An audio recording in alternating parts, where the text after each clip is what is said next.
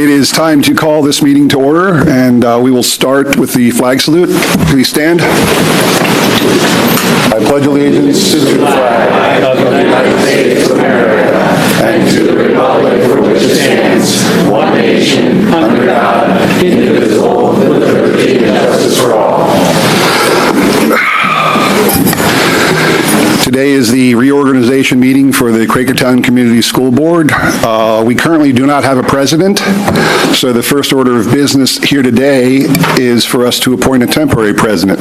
So of the remaining 5 board members, I'm looking for nominations from the floor for a temporary president. I'll nominate Ron Jackson for temporary president. Is there a second? I'll second that. Mr. Sedicum, Dr. Sedicum. There's a motion and a second. Any discussion? All those in favor? Aye. Aye. So moved. Being the temporary president, my first order of duty is to welcome Judge Roth. There are 4 new board members who are going to be seated tonight, but the first order of duty is that they get sworn in as official board members. I want to welcome Judge Roth. Give you a gracious thank you for coming here as you are soon to step down from the judge, your position, and just say we're happy as a community to have had you as long as we did. Well, thank you. And I said earlier, I'm really impressed with how many people came out. You could have sold tickets. All right. We're going to do this out front. And we have 4 people who can do it individually, I understand. So have it by alphabetical order here, and the first one would be Keith Doyle Cucci. Right behind you. Oh, good. Come on up.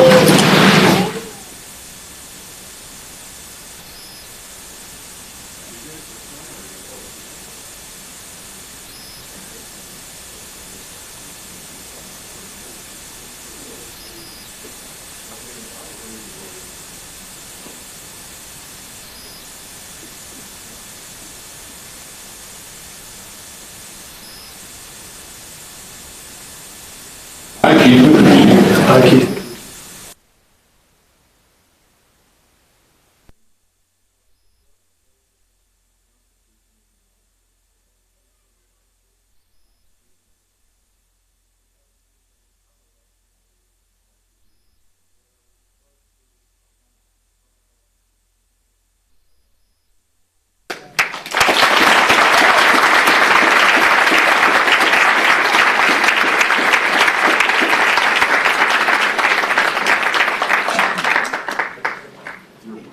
Take a seat, sir. Dylan Mitchell.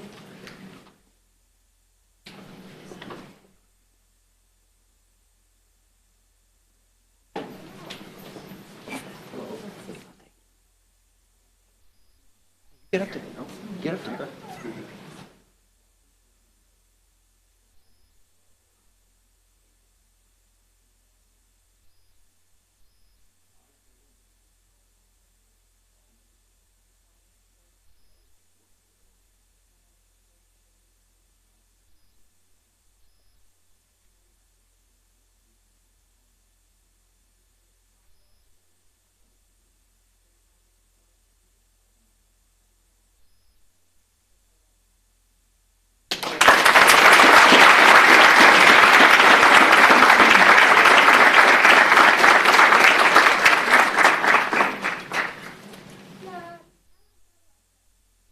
Here you go, sir. Thank you very much.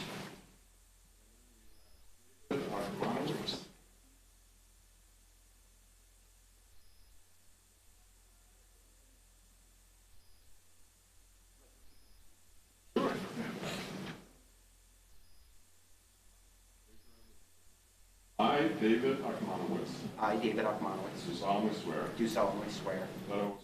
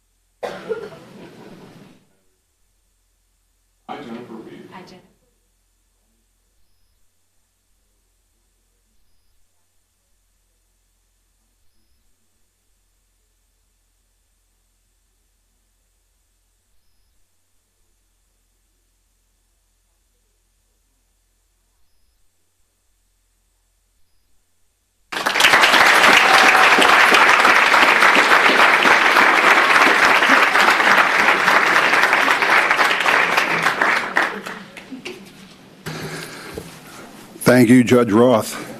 Yeah.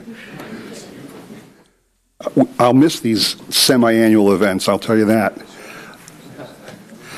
The board, the full board now being seated, we move on to the primary task before us at this time, which is to nominate an official president for the board going forward.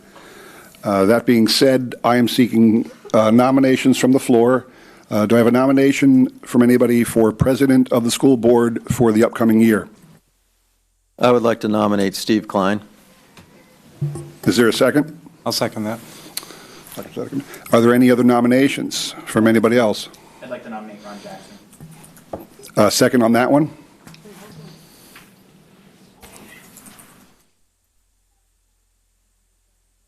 Doctor, no one has seconded yet. Oh, the original, for the original one, yeah, it was Dr. Sedeka. Okay. I'll second. Was made by Mr. Akmanowitz, and Ms. Mitchell seconded just a second ago. Do we have any other nominations from the floor for any other individuals for president?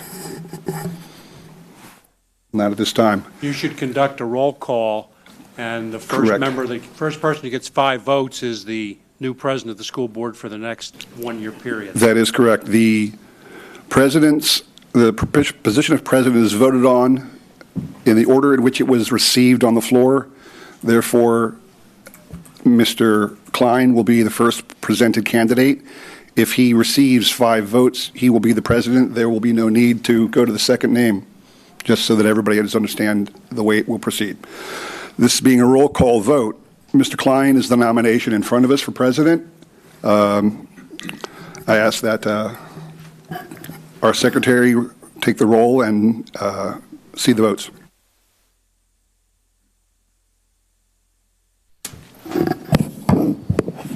Mr. Anderson? Voting yes for Steve Klein. Mr. Jackson? Yes. Mr. Kern? Yes. Mr. Klein? Yes. Dr. Sedekam? Yes. Mr. Okmanowitz? Yes. Ms. Weed? Yes. Ms. Mitchell? We have 5 votes already, though, right? I mean, It's still okay. got to be Okay, yes. And Mr. Mikucci? Yes. Okay, motion passes. Motion being passed, Mr. Klein is now the president of the school board. My term is over. I shall step down. Oh, wait. Term is not over. You have to preside over the election of the vice president. Do we, sir? I appreciate that. Thank you. So I get to last a little longer. That being said, the next order of business then is to seat a vice president for the school board. Once again, the floor is open for nominations for vice president. Do I have a nomination from anybody? I would like to nominate Dr. Sedekam for vice president. Dr. Sedekam is offered up. Is there a second to that nomination? I second it. Kern? Are there any other nominations from the floor? I'd like to nominate Caitlin Mitchell. Caitlin Mitchell is offered up as a candidate. Are there any other, is there a second for that vote? I second. Mikucci or Weed, pick one. Okay. Are there any other nominations from the floor for any other individuals for vice president? Hearing none, the vote will proceed as with the first one. The first nomination presented was for Dr. Sedekam. Therefore, he is the first nomination offered up. Ms. Bishop will call the roll, and it is a yay or nay to Dr. Sedekam as vice president. Mr. Anderson? Yes. Mr. Jackson? Yes. Mr. Kern? Yes. Mr. Klein? Yes. Dr. Sedekam? Yes. Mr. Okmanowitz? No. Ms. Weed? No. Ms. Mitchell? No. Mr. Mikucci? No. 5-4, he gets it.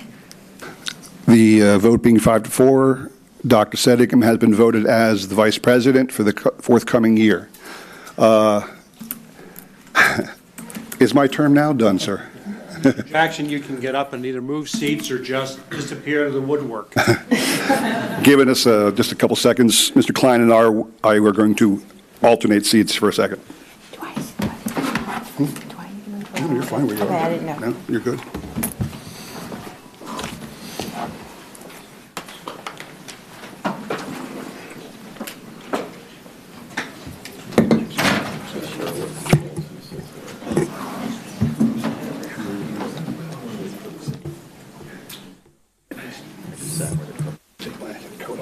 Oh, that's fine. Thank you.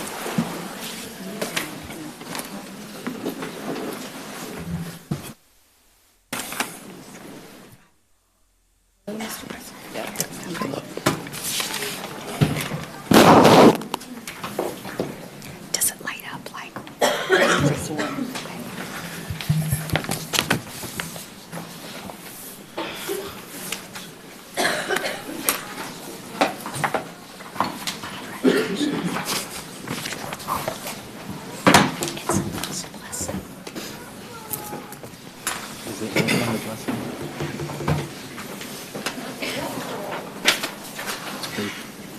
That's really scraping the barrel there.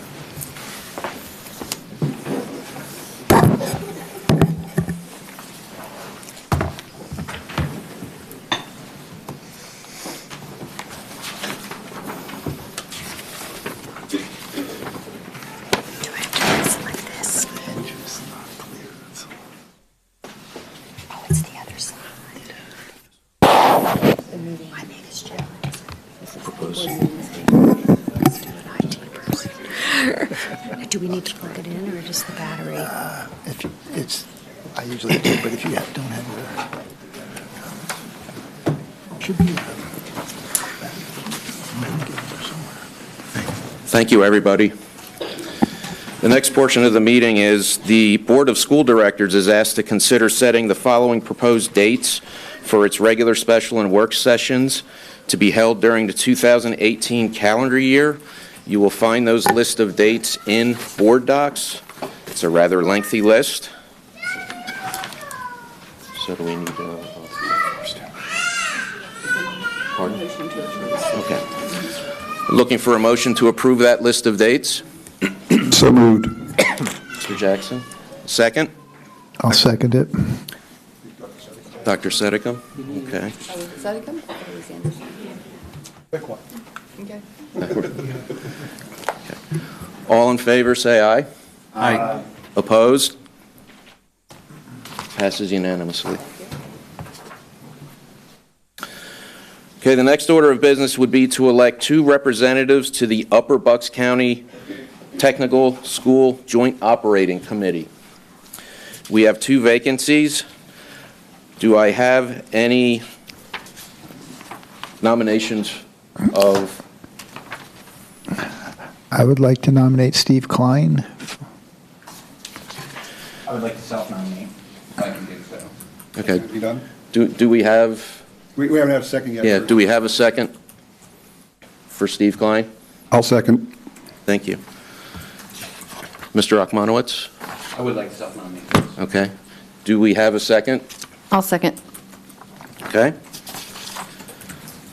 All right. Other nominations? Any other nominations? Anybody else? Okay. All those in favor, or may I have a motion to elect David Akmanowitz and Steve Klein as Quakertown representatives to the UBCTS Joint Operating Committee, effective immediately with the completed term ending December 2020 and the unexpired term ending December 2021. So moved. Second? Mr. Klein, may? Yes. If I may, if you can explain to, especially the students, what the UPCTS is, I think that would... Upper Bucks County Technical School, my apologies. Yes. What was just nominated were our representatives to the tech school, the school board of where a lot of your classmates or maybe some of you go to school, spend a half a day. Just wanted them to understand the importance of the folks that are here today. 3 of the 9 members out there on their board come from Quakertown. Okay, all in favor of those 2 recommended to fill the seats, say aye. Aye. Opposed? Motion passes unanimously. We also need to elect an alternate representative to the Upper Bucks County Technical School Joint Operating Committee. This position is really as an alternate as if one of the other committee members cannot make it. So they would be filling in. So is there anybody that would be interested in taking on that position? Just throw your hat right out there. Anybody, we're looking for anybody. Okay. Well, I nominate Mr. Kern. Second. Okay. All those in favor say aye. Aye. Opposed? Congratulations, Mr. Kern. Under the bus. Okay, next we're going to elect a representative to serve as the PSBA liaison for 2018. Do I have any nominations for the PSBA liaison position? I'll step up to the plate and volunteer to be that individual. Thank you, Mr. Jackson. Do we have a second? I'll second that. Thank you. All in favor? Aye. Opposed? Motion passes unanimously. Thank you, Mr. Jackson. Okay, next we're moving on to the ad hoc committee assignments. There are many committees made up of school board directors and members of the administration. It is by appointment, and I believe that Dr. Harner sent out a list of suggested appointments to those committees, so I'm going to read the list as it were. And this would be my recommendation as president, that we accept all of these recommendations. I did not hear back from some of the folks on the list I sent out, and you might want to ask. Okay. What I'll do for each committee, I'll read everyone's name and ask if there's any issues, or if somebody doesn't want to be on it, then we'll take it from there. First would be the Education and Curriculum Committee, which is chaired by Mr. Anderson, Mr. Akmanowitz, and Mr. Kern. You guys willing? Yep. Okay. Mr. Anderson? Okay, thank you. The Policy Committee, we would like that chaired by Jennifer Weed, along with Mr. Makuchi and Mr. Kern. Everybody okay with that? Yeah. It's a riveting committee. Great for lawyers. That's what I was told. Thrown under the bus. Next would be the Facilities Committee. We'd like to appoint Ms. Kaylin Mitchell as the chair and have Keith Makuchi and myself as the other members. Everybody okay with that? Okay. Next would be the Finance Committee. Dr. Sedicum, we'd like you to chair that committee, along with Ms. Mitchell and Mr. Jackson. You guys okay with that? Okay. Next would be the HR Committee, with Mr. Jackson as chair, Jennifer Weed, and Dr. Sedicum as the other two members. Everybody okay? Okay. Then we have the Communications Committee, which is chaired by Mr. Kern, and would include Ms. Kayla Mitchell and Mr. Keith Makuchi. Okay. Last, we have the Quakertown Community Education Foundation Board, which has an opening for a school board member. Meetings are held every other month on a Wednesday, 7:30 at Strayer Middle School. AM, excuse me. Do we have a volunteer for this position? Yeah, I would appreciate it. I'll take that one, since I'm the current board member who's on that committee. The Ed Foundation is an independent organization, 501c3 charity. They just got the distinction. Their job is to raise money for which they will, in turn, provide mini grant funding. That's funding in the neighborhood of $500 to teachers who request additional assistance for their classroom, for innovative instructional ideas. We meet once every other month. It's been moved to the second Wednesday of the month, just at the last meeting, and it's only once every other month the second Wednesday at 7:30 a.m., lasts till about 9 o'clock in the morning. And we receive requests from teachers for funding and we approve or deny. It's a good way to give back in addition to the ways you can on the board already. So we're looking for somebody else to take over that from me, or I'll stay on board if we have no other willing people. Would anybody like that position, to relieve Mr. Jackson of it? Would you like to remain in that position, I guess?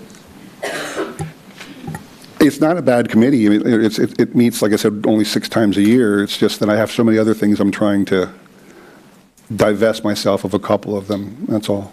And it's, you know, so, I mean, if you're... Personally, I'm worried about the time. I can't attend to that time in the morning. Yeah. Can you change when it meets based on?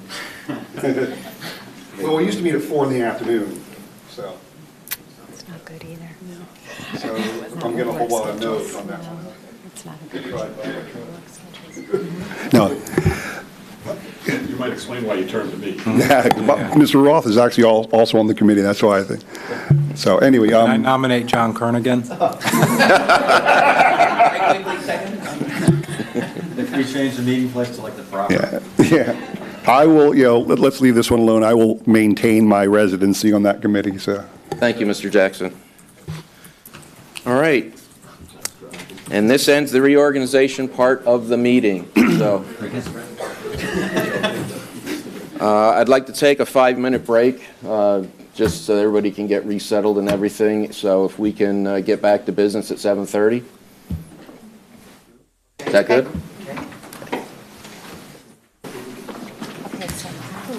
In 5 minutes, we'll begin the regular board meeting. That's what that means. Do I always have to do Google Chrome? Oh, okay, I got you.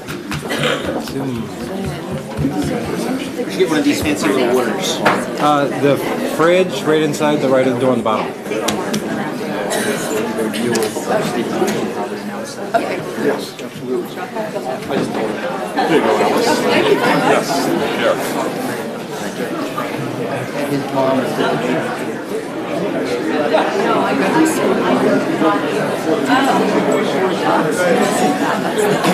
So I can do the combination.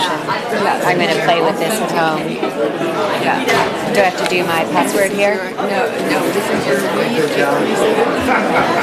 Congratulations. Thank you. Excited? Not capitalized, is it? It's just... I know. I wish I could vote because I would have nominated you.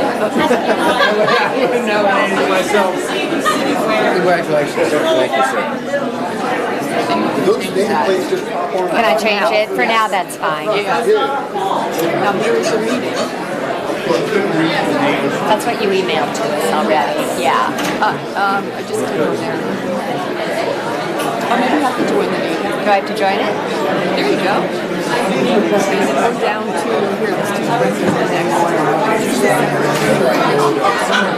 Oh, okay. Nice to hang out. Pardon?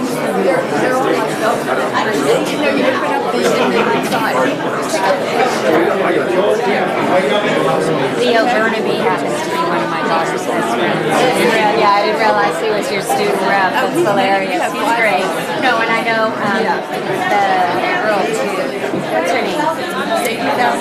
Sadie Fowler. Thank you. Yeah, they're good. Okay, so I can, yeah.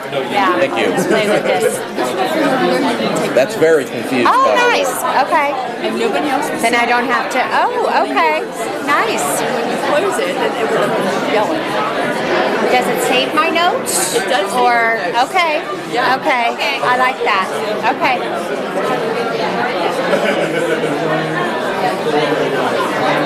Congratulations. Thank you. About the,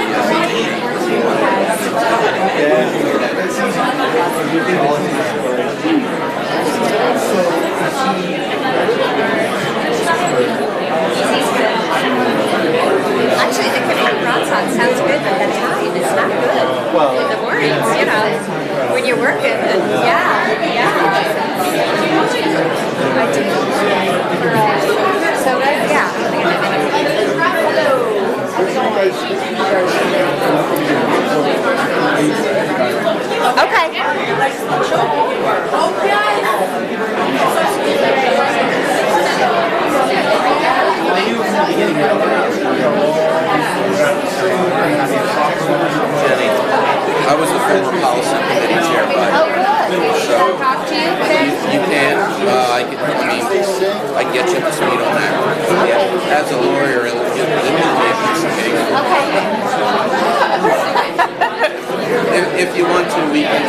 after the meeting tonight? I'd love to. Okay. Yeah, that'd be great. Okay, well, just remind me,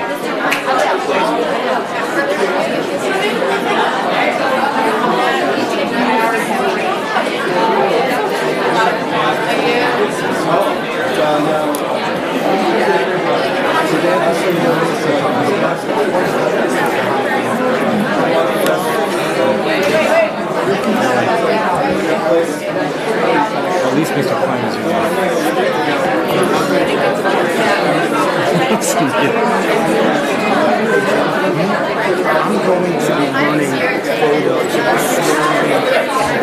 Okay. You don't mind? Of course not. Of course not. What is your daughter's name?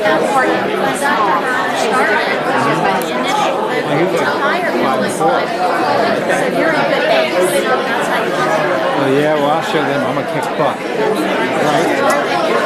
Yeah. How many teachers you going to go? I have one more.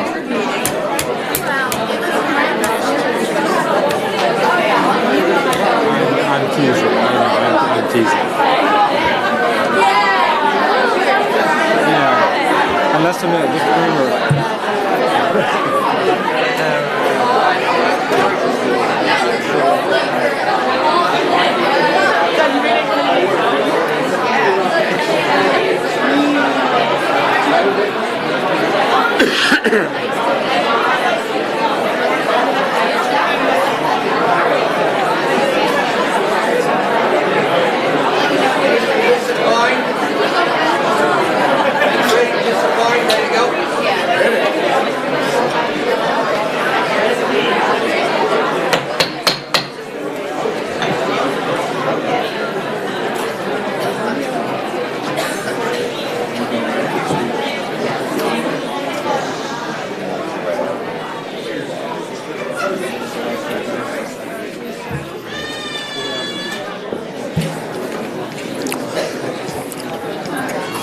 Okay, thank you, everyone. A couple of announcements real quick. This meeting is being recorded, video and audio recorded, and I would ask that all the board members and people up at the dais please speak into your microphone so that the recording will pick that up. Is there anyone in the audience that is also recording? If there is, please let us know. Okay, very good. There will also be a short executive session after the meeting to discuss a contractual issue. Okay, next we'd like to move on to the reports section, the first being our student representative report, and we would like to welcome back Mr. Leo Bernabe. Welcome back. Thank you. All right, so first off, I'd like to welcome the new board members. For those of you who don't know me, I'm Leo Bernabe, and I'll be here at several meetings just reporting on what's going on at the high school. So first off, with the holiday season approaching, our student council has been busy layering our hallways with decorations just as they did before Halloween. At this point, many seniors are starting to hear back from the colleges they've applied to, many acceptances. Last Saturday, the 6th grade center held a sitting of the SAT, and the turnout was extremely large. The line was out the door. People were parked all the way along Main Street. A lot of kids were getting in last-minute testing. As most of you know, football ended the season with a tough loss against Pembridge on Thanksgiving. But the winter sports at this point are almost all underway, and last Thursday at the high school, we held a blue and white celebratory night, just sort of kicking off the season. Also, the Technology Student Association is collecting food for this holiday season for needy veterans on December 18th at Strayer during their open shop from 6:30 to 8 p.m. There will be a Barnes & Noble book fair at the Promenades on Wednesday, December 13th from 6 to 8 p.m. and the proceeds benefit the QCHS library and will include a performance by the Varsity Singers and a display of artwork from QCHS students. And last but not least, our choir will be hosting their annual winter concert on December 19th and the 21st in the QPAC at 7:30 p.m. And our winter band concert will be on December 12th at 7:30 p.m. in the QPAC as well. Thank you. Thank you, sir. Excuse me for just 1 second here.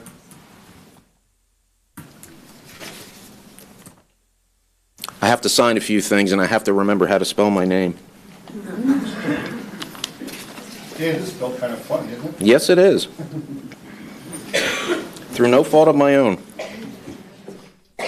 Sir, while you're doing that, I can kick off the superintendent's report. Thank you, sir. Okay. First up, I'd like to have our 2 Boy Scouts. I'm putting you up in the hot seat up front.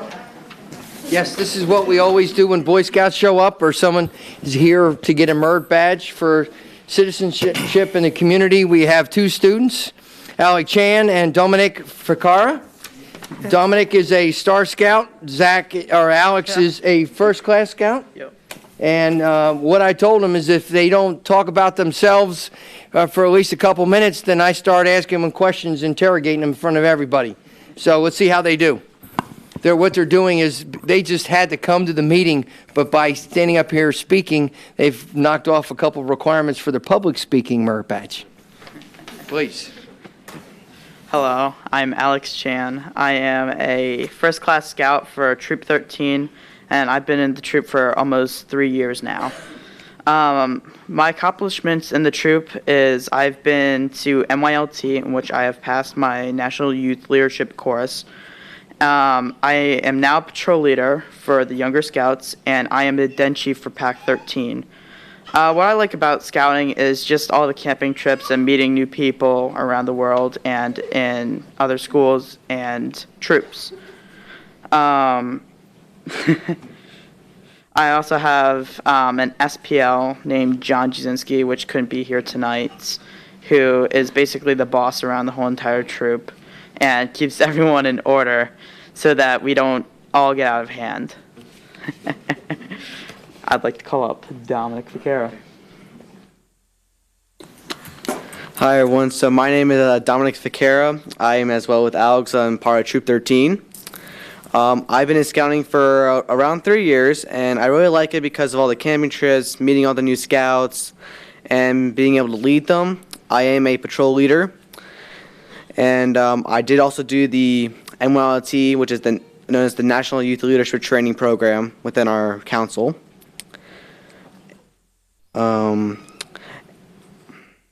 I am a patrol leader, like I said, and yeah, that's about it. No, before you...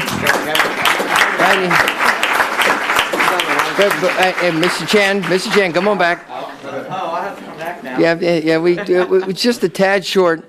What schools do you go to? I go to Strayer Middle School. And? Strayer Middle School. Okay, and you're in 8th grade? Yeah. I can tell by your height and just how you are. What do you love about Strayer? Probably just participating in class and getting to meet new people. Participating in class, meeting new people? Yep. Favorite teachers? You love them? Mr. Cherrybon, Mrs. Heisler. Awesome. Great. Sir? Like Alex, I like to play in the band. Okay. Yeah, meeting new people, participating in after-school activities. I like Mr. Lenkos, my science teacher. Great. And you've got to be your chance, so you got to be playing in the band, right? Oh, yeah. Okay. Are you in the jazz band also there? Yes. I just made jazz band this year. Now, this puts you on the hot spot. If you were a board member, what would you like them to change? Oh! I have a lot of thoughts and feelings about this one. Probably get Milford back sometime. Yes! I have to clap for that one. Good. Yes, I do. You're up. With what? If you were a board member, what would you change? I like the school district how it really is. I like how everyone's nice to each other in schools, and I like all the after-school participation within the activities, and that's about it. Good. I like how it is. Thank you. Now you can sit down.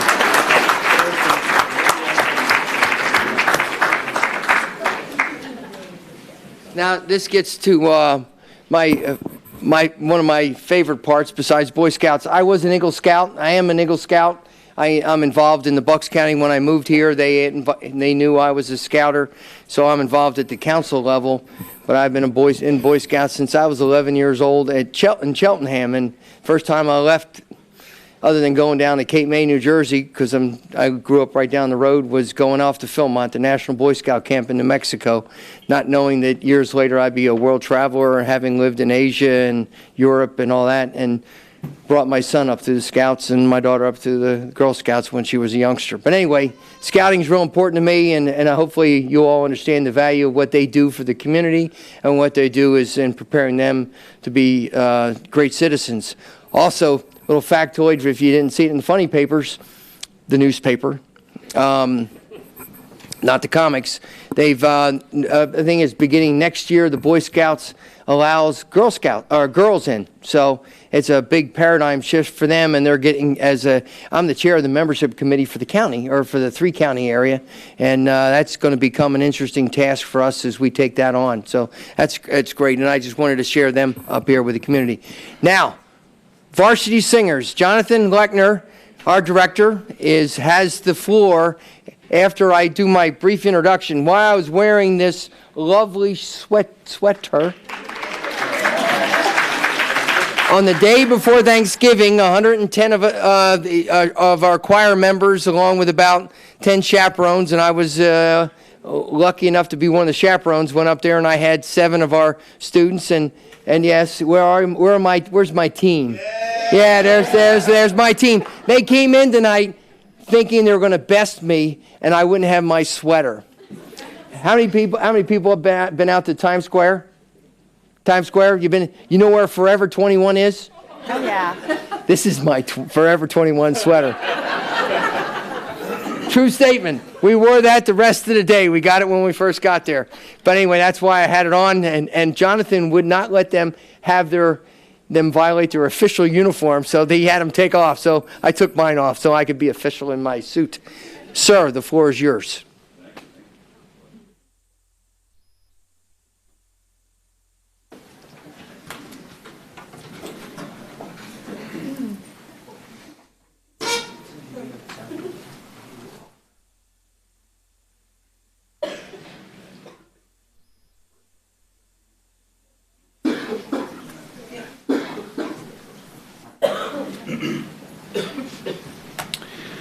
Good evening, everyone. It's a pleasure to be here. The Varsity Singers are going to share 3 short holiday selections with you, but before we do, we'd like to recognize that we are commemorating Pearl Harbor Day. So let's have a moment of silence, and we'll follow that with our national anthem.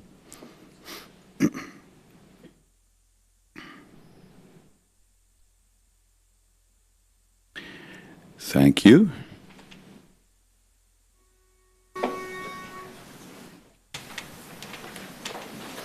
Oh, say, can you see by the dawn's early light what so proudly we hailed at the twilight's last gleaming, whose broad stripes and bright stars through the perilous fight o'er the ramparts we watched were so gallantly streaming. And the rockets red glare, the bombs bursting in air, gave proof through the night that our flag was still there. Oh, say does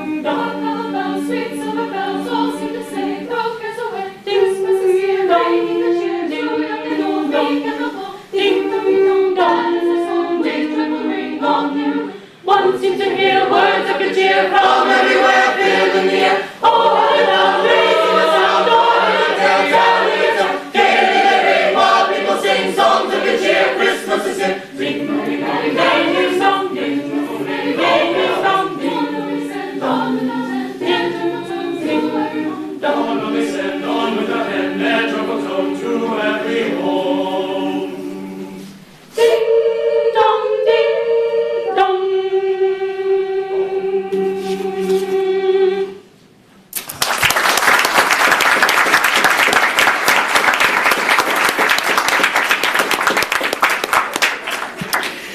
This is a challenging room in which to face your audience. So we figured we'd try it from the sides. Now I'm going to have the singers come up front, and we'd like to do two things. The middle number, we would like to sing to the board because it's so appropriate for education, and then we'll turn our backs to the board and sing to the audience, and so everybody's getting a certain amount of attention. Hopefully nobody feels slighted. So come on up, singers, and I'll explain the next number. Go ahead. Go, go, go. Right, we're going to... You're fine. You're going to be backwards, don't worry. Boys behind the doors. Face on the board. Sorry. This number is entitled The World for Christmas, and it sounds like we're being very selfish, but I wanted to read you what the composer said about it. And this number may bring a tear to your eye, hopefully one of joy, but the author says, "For a long time I've been trying to find a way to express my concern for the future of our planet in music and words, and I only had the phrase, 'Give me a present for the future,' with its double meaning, which captured my feelings exactly, but I couldn't come up with anything else. So one day last winter, I met with my friend Emma's 3-day-old daughter, Leah, and she made me realize that it wasn't my worry that needed to be expressed, but rather Leah's unspoken wish, and so I have borrowed her voice in order to ask you all to take care of our planet so that one day she and all the children of the world can inherit the beautiful, blue, green, healthy planet of their dreams, the world for Christmas." All right. Harden our backs. Can you guys back up a little bit? There you go. Take a picture of you. Back up, back up. Take some space. Back up, back up. There you go. There you go. Good. You're fine. Plenty of room. Keep on coming. I know we're backwards too with it. All right, let's do it. Ready, Gigi? Yes. Oh, you're behind, actually. The night before Christmas and all through the house, not a creature is stirring, not even a mouse.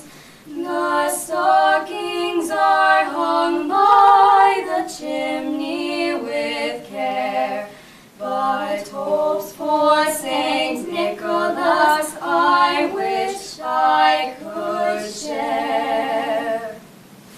I am new to this world, I arrived here this morn, to this beautiful planet all beat up and torn. I don't need a gift, need no more than I've got.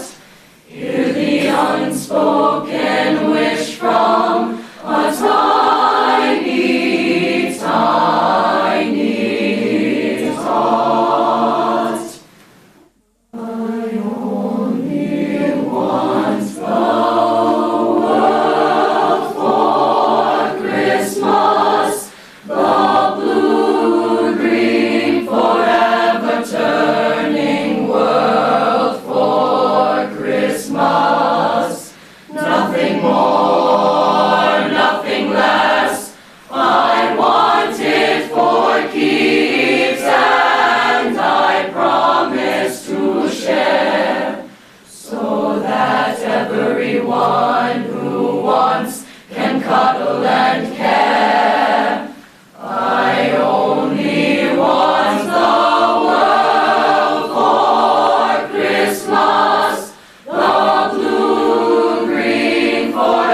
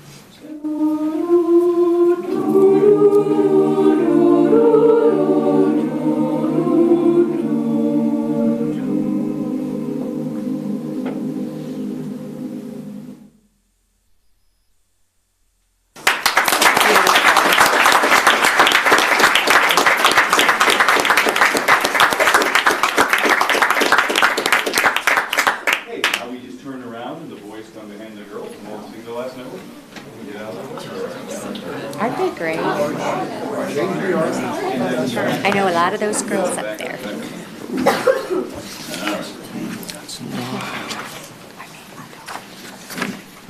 And our last tune is entitled Here We Come A-Caroling, and it uses a beautiful piano accompaniment. So if anyone would like to donate a piano to the District Service Center, I'm sure they'd be glad to have it, but we'll have to do without. So if you hear some empty spaces, it's the piano.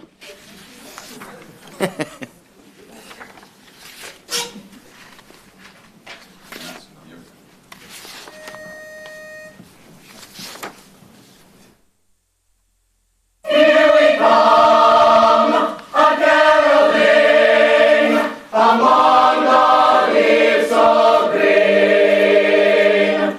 Here we come, a-caroling among the leaves so green. Here we come, a-wandering so fair to be seen. Love and joy come to you and to all your family too. And God bless you and send you a happy new year. And God send you a happy new year. We come to bring a song of cheer to neighbors far and wide, a carol of the season for all who here abide.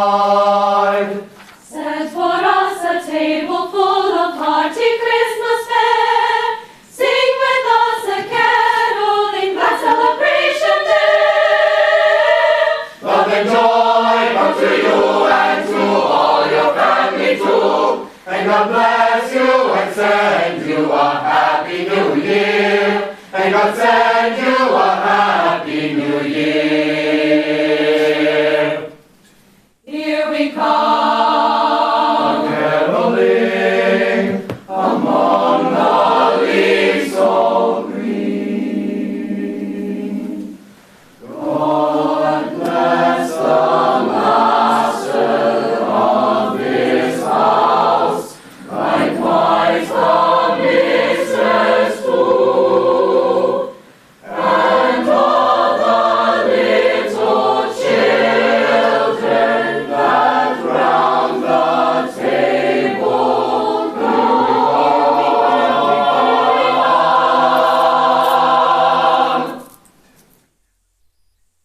here we come a-caroling, here we come a-caroling. Here we come a-caroling, here we come a-caroling. Here we come a-caroling, here we come, here we come a-caroling. Here we come. Love and joy come to you and to all your family too. And God bless you and send you a happy new year. And God send you a happy new year. Here we come, a-caroling among the leaves so green. Here we come.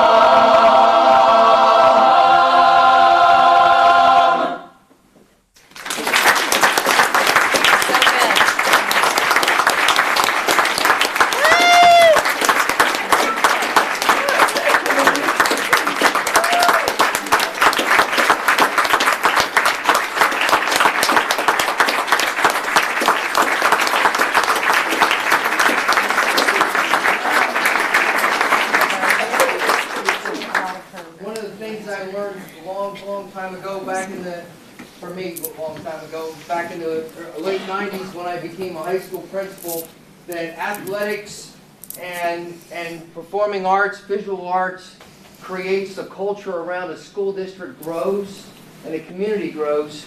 A lot of you parents who get my emails and my blogs, whatever, I've talked about the 3 A's, academics, the arts, and athletics.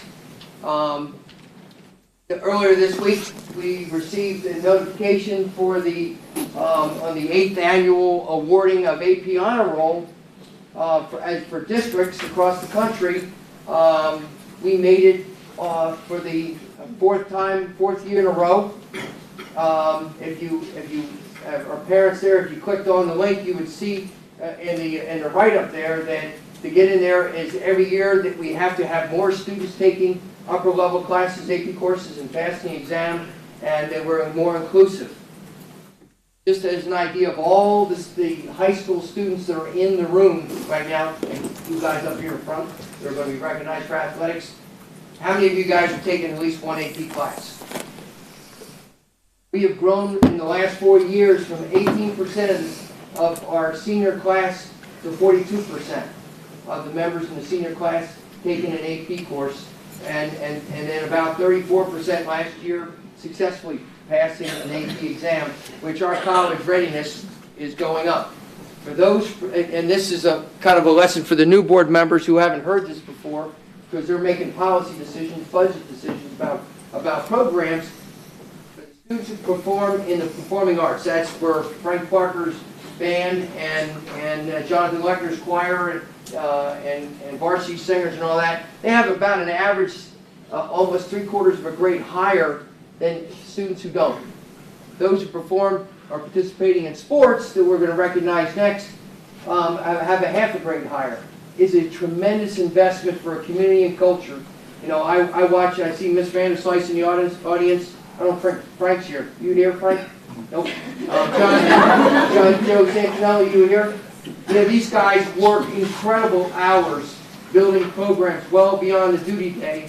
And I just, great value to you. Thank you, sir. Thank you very much. I've come in here so many nights driving into a sporting event, leaving a sporting event or another event, and Jonathan's in there with about 3 or 4 kids. You may see him in my tweets, because I want people to know the sacrifice that our teachers make and what a great program we have. So thank you very much. Happy holidays. Thank you.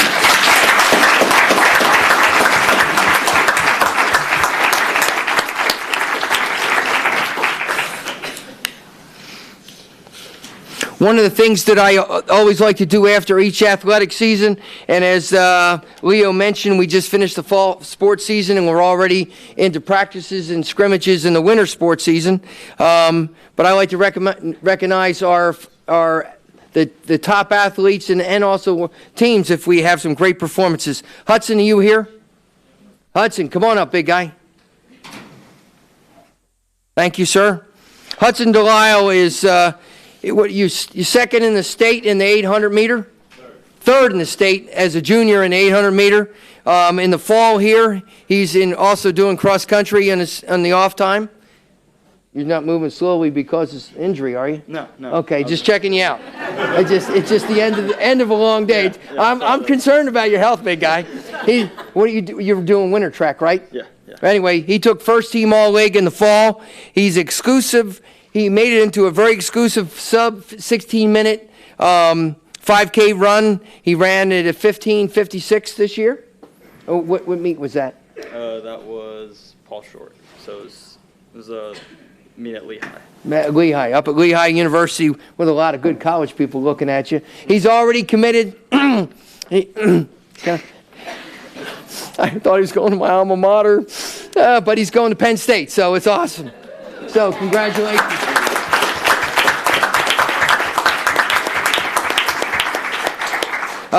Tim, are you here? Tim Shevlin? Tim is not. He's having knee surgery tomorrow. Uh-oh.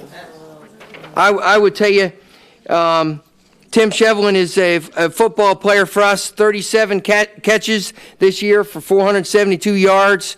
His total receiving yards is 1,138 for his career receiving yards, and he's third place in all-time list. Is that right, Sylvia? Correct. Third place in Quakertown history. Tim's a leader, a great American. I would tell you that both sides of the ball, he's just an amazing young man, and I'm sorry he's not here, but I want to recognize him. He is a senior, so he's going off to where? Do we know yet? Don't know yet. Okay. Nick, come on up. Nick Fresh. Nick, stand right here, big guy. You can see he's not up here for dancing. He is a lineman. He has 29 tackles, 7 for a loss, 3 sacks, 1 fumble, caused fumble this past year. just a great American, and I just want to thank you. I would tell you watching our football team going up guys against guys that are so much bigger than us, the spirit that George Bannis and the coaches bring into the team and the energy, the positive energy. And many of you, how many of you are here on Friday Night Lights? How many? Hey, show of hands. How many here on Friday Night Lights? A lot of folks. It's a big, great community event. The guys have my sweaters on. See? Thank you very much. I appreciate that. You can go now. But anyway, thank you very much, sir. I'm very proud of you. Thank you.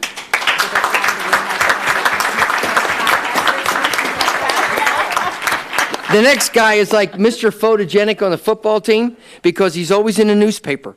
Come on up, Nick.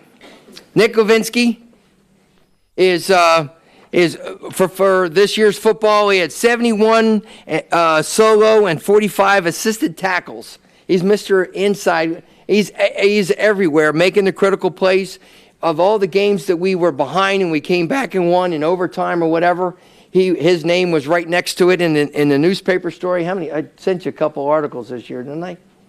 I know you got one. But he's Mr. Photogenic out there. Also 18 tackles in one game. So he has the second all-time record for Quakertown. So we're very proud of you, big guy. Thank you very much.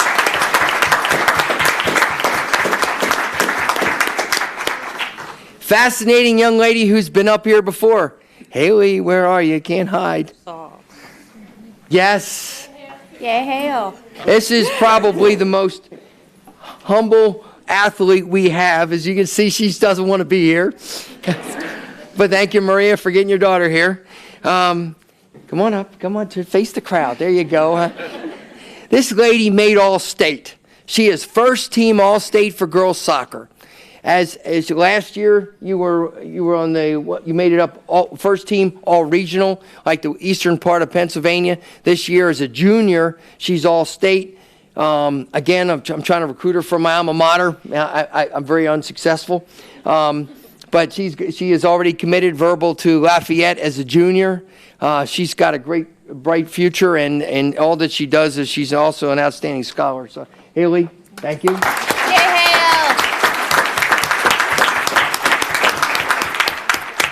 And I like to develop our young talent. Some are already come with the natural skills, like Leo, our student rep. I have Haley up here doing it. She'll be back this year, board members.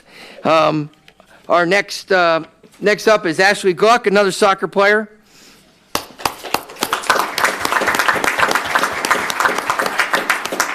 This year, and we'll talk about the team in a second, but this year she was the lead scorer, and she's, according to her classmates, she is the fastest human ever. I thought it was interesting the other night when I went to the soccer banquet. She had ducked out for a little bit, and they were already doing awards, so she had to quickly get in there. So I watched her move in quickly back with her team, so Thank congratulations. you. Mm-hmm.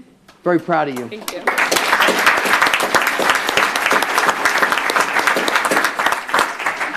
Now, the next person is the one who changed our world and put Quakertown soccer on the map. It's a team effort, obviously a team sport. Yes, ma'am, come on up.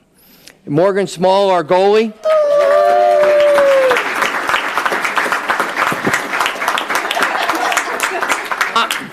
We'll get pictures for you, Mom. Yeah, you don't need to do it. Hey. My picture.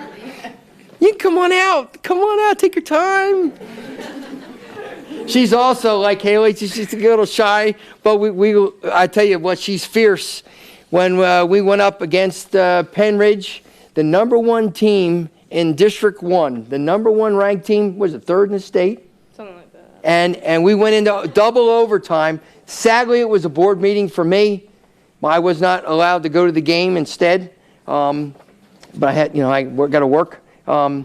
But going to the games is a privilege, watching her work. And she put us in overtime, all the saves. And I tell you what, and when they went to put down the penalty kicks, she protected her goal. We beat the #1 team in the District 1, third team in the state. And we went on to 2 more games after that, or 1 more game? 2 more games after. Thank you, Mom. It was very exciting. I'll tell you, Morgan is as both a scholar and an athlete and a great citizen, and very proud of you.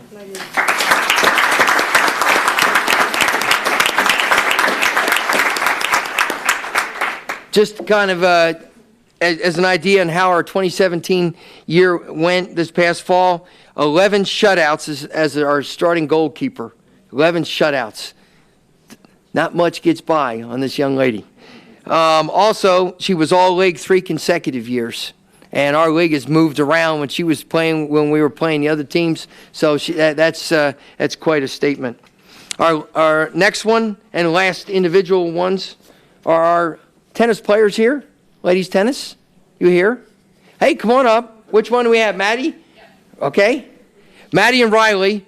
Maddie Dayton and Riley Hetrick are they were 21-7 overall as a doubles team. They helped the doubles team record in back-to-back winning seasons, and you went on to districts, correct? Yes. And how far did you make it in the districts? Like the first round. First round, but you made it in the districts. We did. And we're putting tennis on the map for us. Thank so you. thank you very much. Thank you.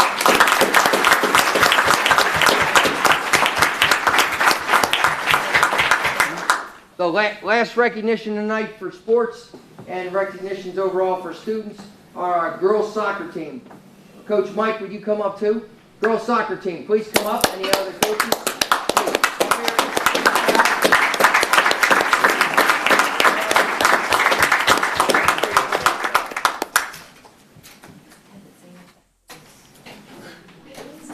Sure. You can get up there with them.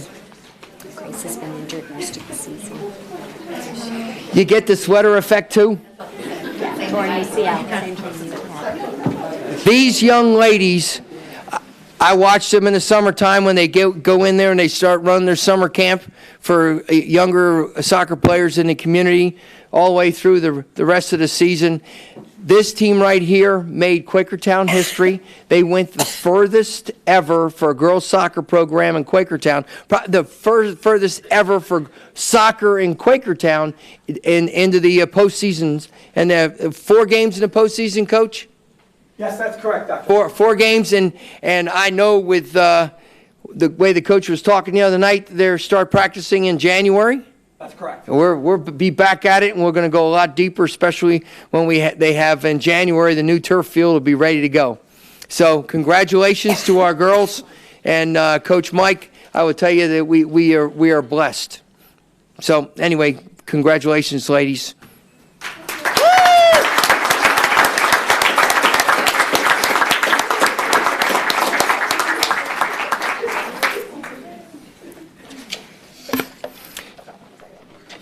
The next part of the superintendent's report is talking about the welcome workplace. Ladies, I know now I know what you guys take for courses, generally speaking, and I know you need to get to work.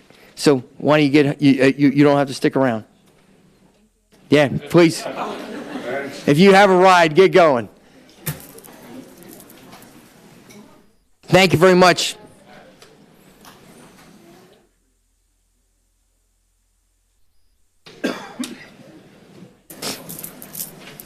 You're up next.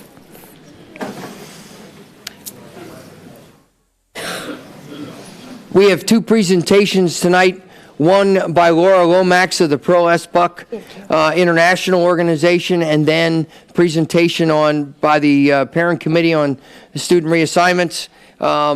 Before I ask Laura to come up and give her presentation on the Welcome Workplace, you need to know that our topic is very serious business for us.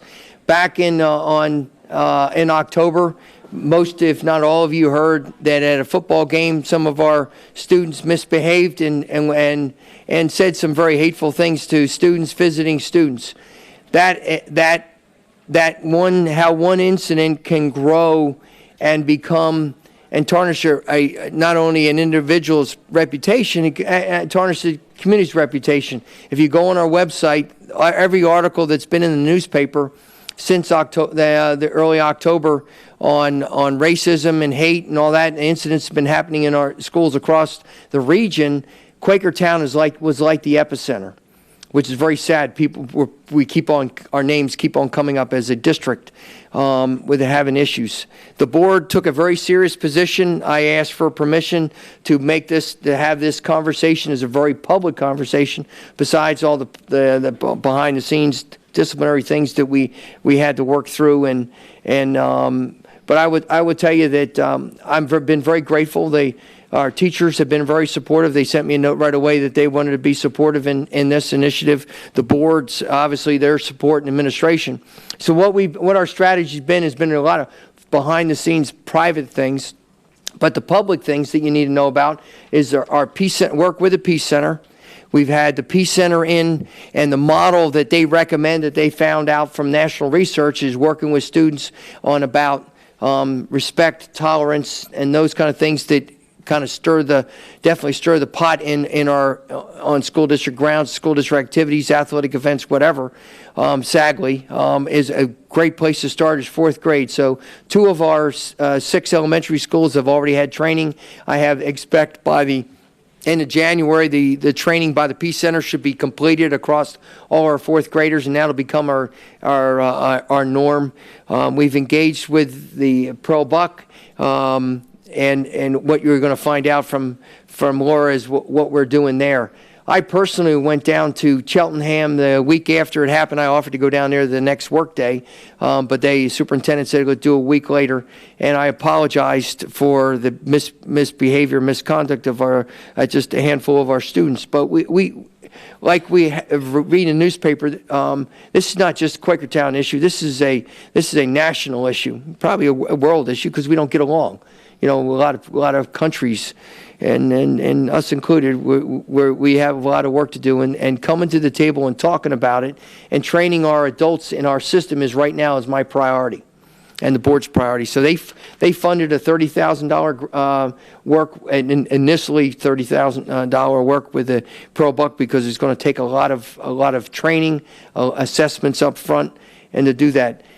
Another thing that you need to know about is that some of our students in the Spirit Club at the high school went on down to Cheltenham after I went down myself, and they met with the students where the racism had happened to, the victims of the racism. So we're working through it through the athletic season in the fall with our friends at Cheltenham, and you got to know that that's my alma mater. And right before the incident happened, I had welcomed all those people, and I think I shook most of the cheerleaders' hands, because I got there right before 7 and went right down the sideline and talked to the coach and all that.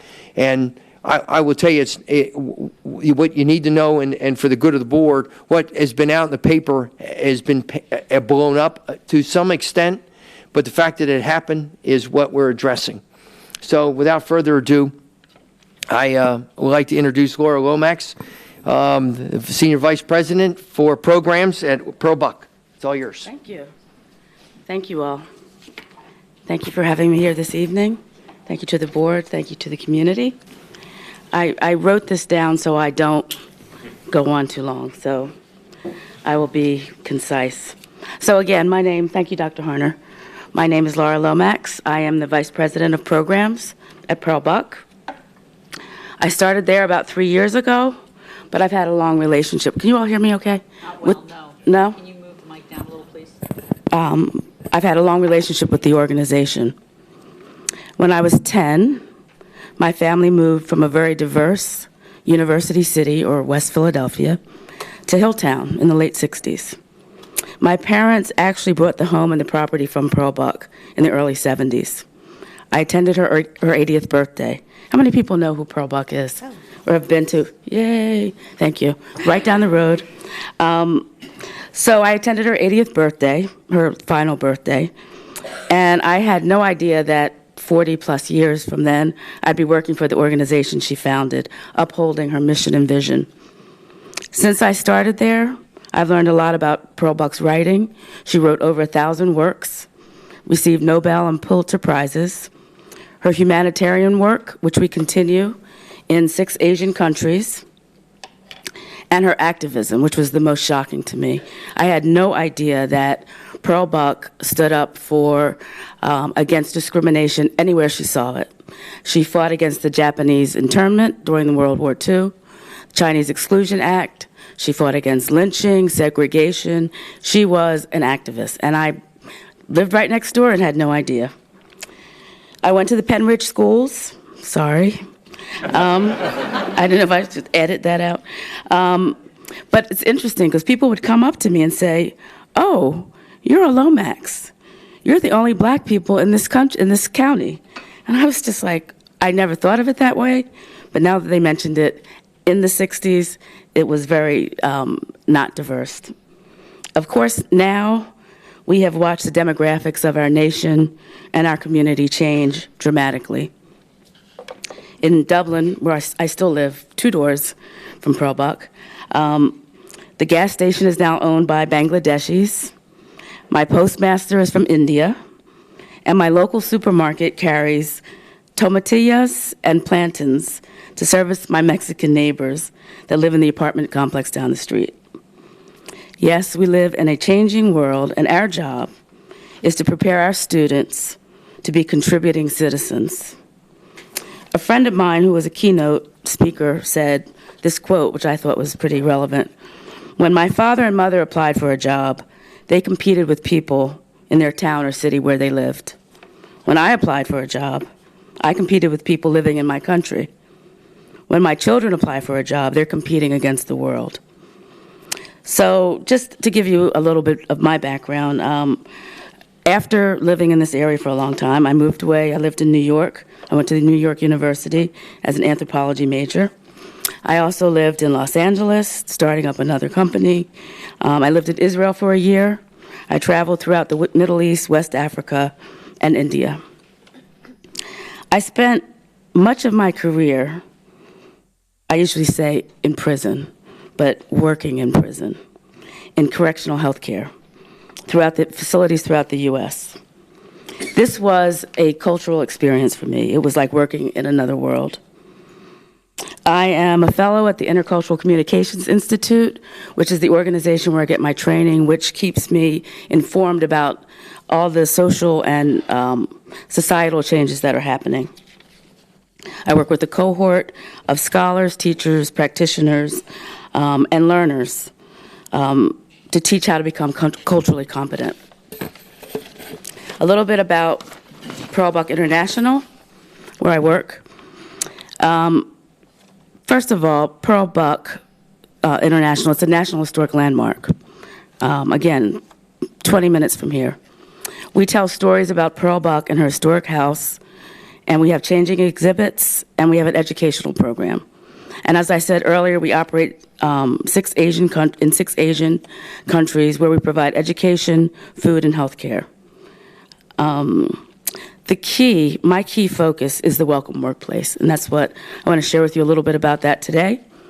That is a model for creating a responsive learning community, meaning a climate that is safe, where academic programs create graduates that become productive citizens, where parents are engaged, and the community supports the district, and vice versa. So what do?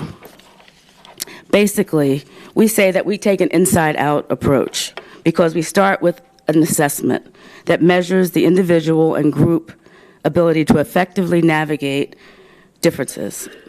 When we talk about difference, we talk about gender, age, race, socioeconomics. When you look at these schools, it is just so diverse, and I don't mean ethnicity, but the other day I locked myself out of my car, not to start rambling, but I was at a school, and just students were coming in, and they were tall. Some looked at me in my eye, some looked away. They were all different colors, sizes. And when you think about having thousands and thousands of people in one place and coordinating the education and the growth and development, that's a phenomenal task. And I really take my hat off to Dr. Harner, the teachers, the board, and all the other staff at Quakertown. So that's my job, to create a cohesive system. Why are we unique? All of our work is research-based, beginning with an assessment. And we're going to be working with all 400 staff, board members, teachers, admin, principals, everyone. We work with individuals and groups. So we do group workshops, but we also do one-on-one work. We incorporate the most recent research theory on communication, human behavior, anthropology, psychology, sociology. Pearl Buck, in 1944, she was just really distraught about the condition of interracial relations in the U.S. And she envisioned an institute taking a scientific approach to this issue. And the institute would have scholars that were psychologists, anthropologists, et cetera. So we are continuing that mission. Our workshops are interactive and experiential, and we help organizations build their internal capacity to sustain a welcoming classroom. So again, how do we work? Assessment, training, the internal accountability group, online resources, and then a post-assessment. So why now? Again, I said the demographics are changing so dramatically in our nation and in our community, and it's reflected in the classroom.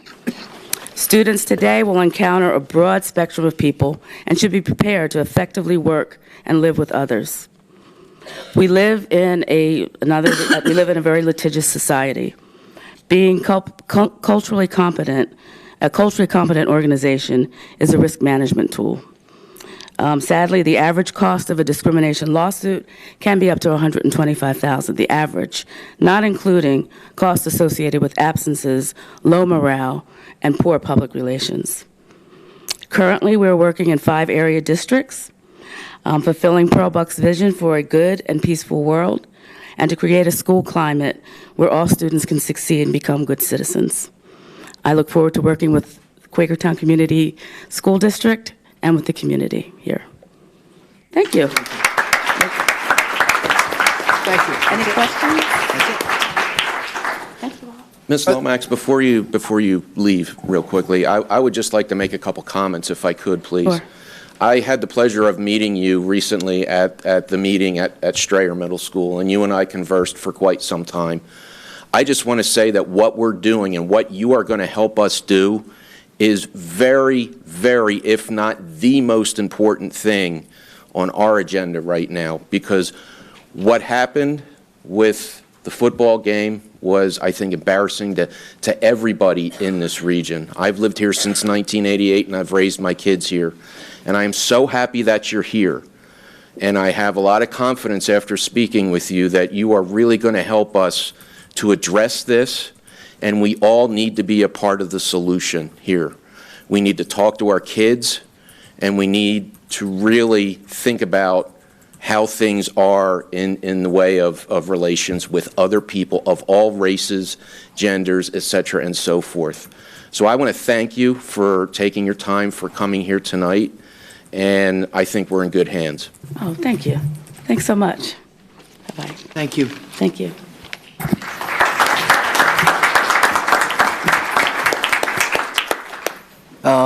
Ms. Edwards, the next item is yours.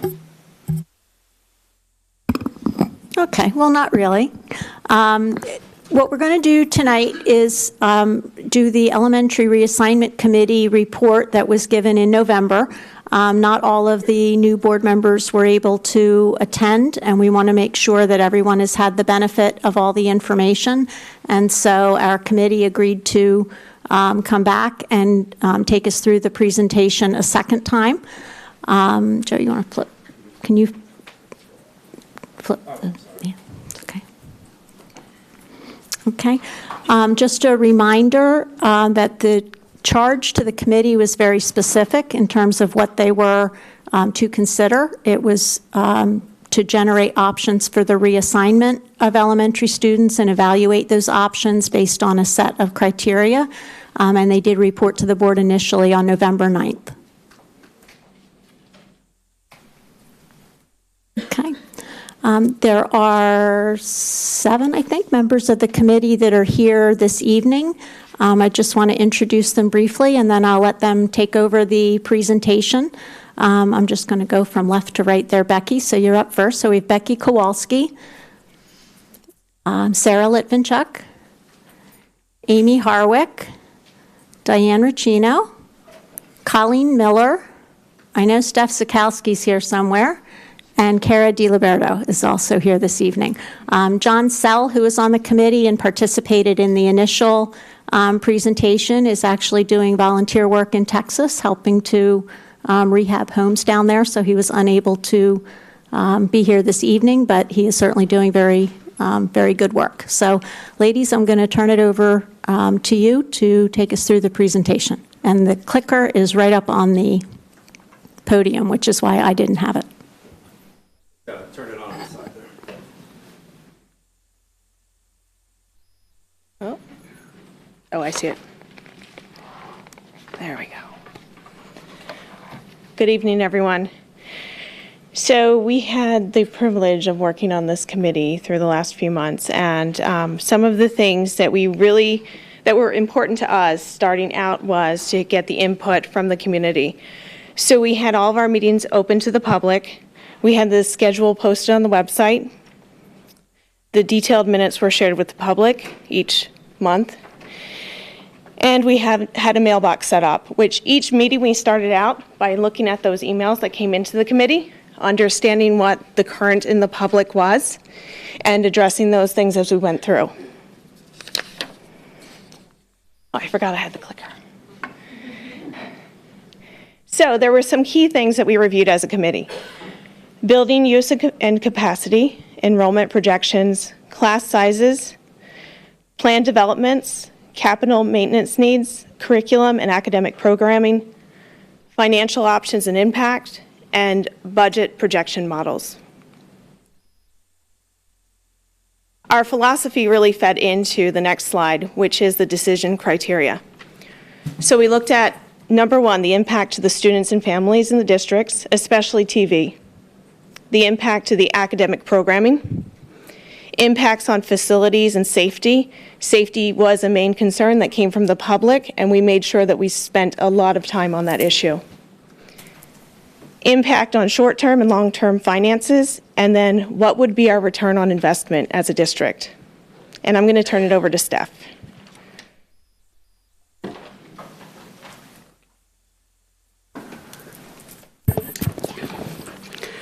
Okay, the group looked at several options over the course of the few months that we met. The first set of options, which we designated with the letter A, and then after that, the multiple options after that, looked at grade configurations that are exactly the same as we have now. So elementary school students would be K through 5. We would have a 6th grade center. 7th and 8th would be at the middle school, and 9 through 12 would be at the high school. And under all of these, the 7 through 12 were unaffected. The second series of options that we looked at were slightly different at the elementary level. Elementary would be K through 6 instead of K through 5. We would still have a 7 and 8, and then a 9 through 12 building at the high school. And then the third, which was designated with Cs, those were K through 4.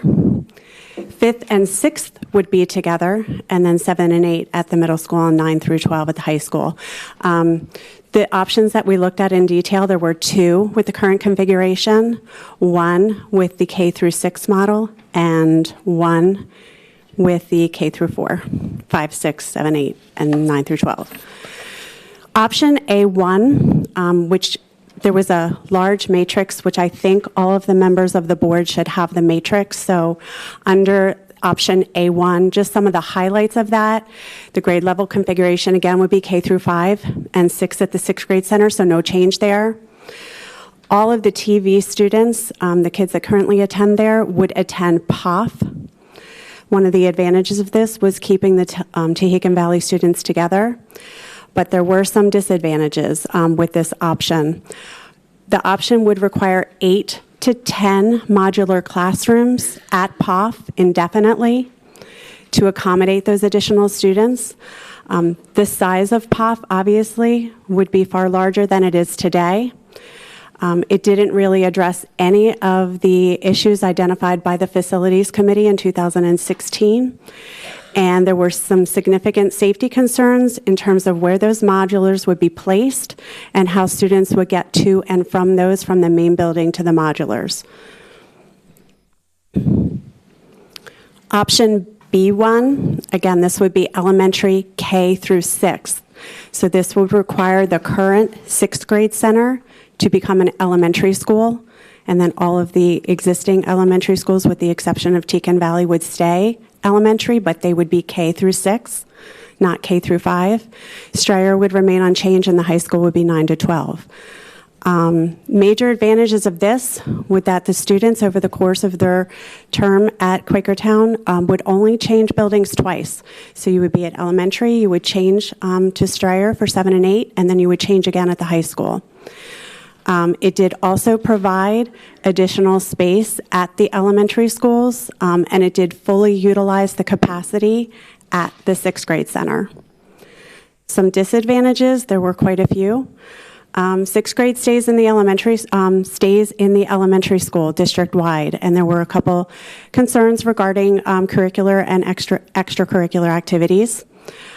More extensive redistricting was required. All of the Tehican Valley students plus 20% of the elementary students across the district would be affected by this option. So that is a large number of students. The sixth grade center would require some renovations. It was originally designed as a middle school, then a freshman center, now a sixth grade center. So now you would be having kindergartners, first, second graders there. So there would be some renovations required to accommodate the smaller students, bathrooms, playground. And again, it didn't address any of the issues identified in the facilities plan. The last option that we looked at in detail is option C2. So the elementary would be K through 4. The sixth grade center would be 5th and 6th grade.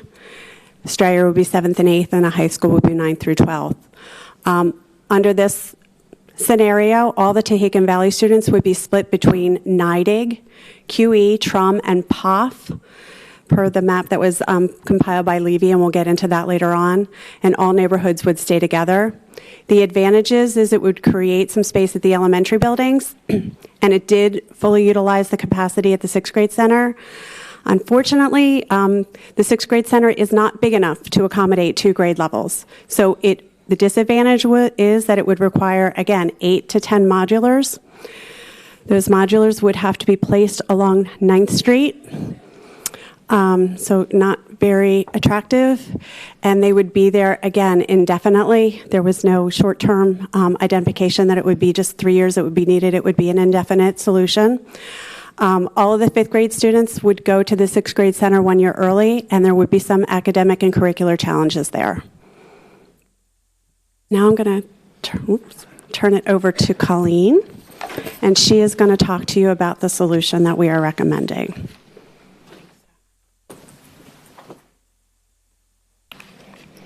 Okay, so I'm going to review the option that the committee is recommending, which we are calling option A2 with the if.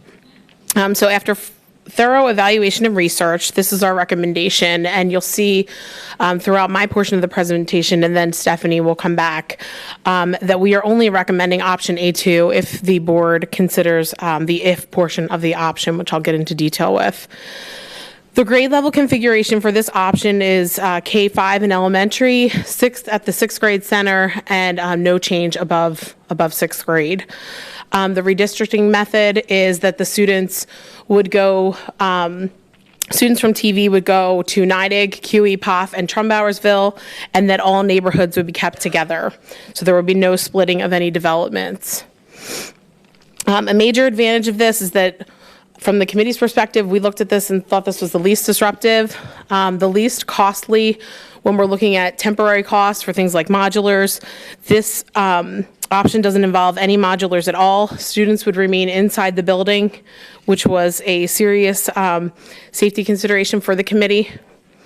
It provides a clear avenue to creating the means to accomplish the facilities plan, and it is the only option with a plan to address the long overlooked facilities issues, especially at the elementary level. There are some disadvantages to this option. One of the ones that the committee is going to acknowledge is that there would be additional students at each of those 4 elementary schools from Tehican Valley, and I'll get into kind of what that would make classroom size look like further in the slides. And the if of this option is that if the board chooses to go with option A2, then the committee is recommending that the board chooses to pursue the NIDIG renovations and additions. So that would be much needed renovations to the NIDIG Elementary School building, and in addition, with an additional 200 seats to increase capacity there.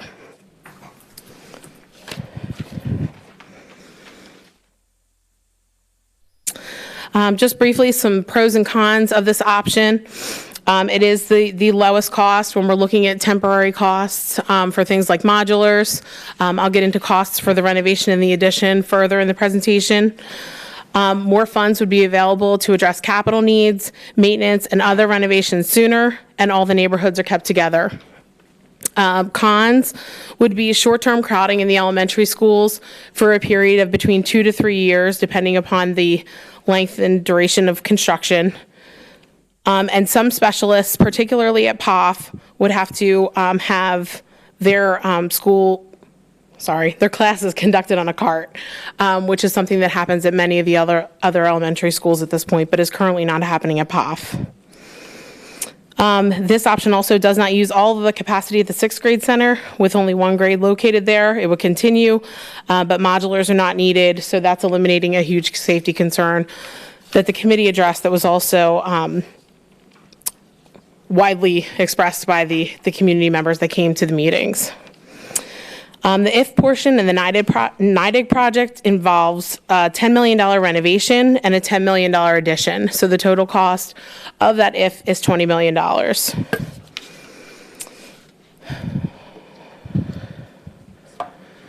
Okay, so this slide may be hard to see. The board members do have it in their packet. This is the proposed elementary class sizes. So just briefly, what this would mean by taking the students from TV and dividing them up, class sizes would increase by an average across the district of 2 students, with most grades seeing 3 students. 2nd grade, if you look, would have the largest increase with 4 students per classroom, and then 4th grade would actually see a decrease of 2 students per class. But as you can see, it would be an average of 2 students across the district.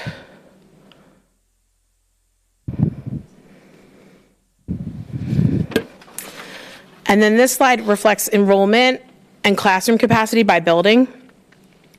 So we're looking at each of the elementary schools, what the current enrollment is, what the 17-18 number of classrooms that's being utilized is, what that would look like, what the 18-19 projected enrollment is, and how that would increase with TV students being divided amongst those 4 schools. So for example, NIDIG would go from 398 to 431, which is an increase of 33 students. Richland would go up by 43. And then you would see the 18-19 number of classrooms that would be used. So for some of the schools, it would not change.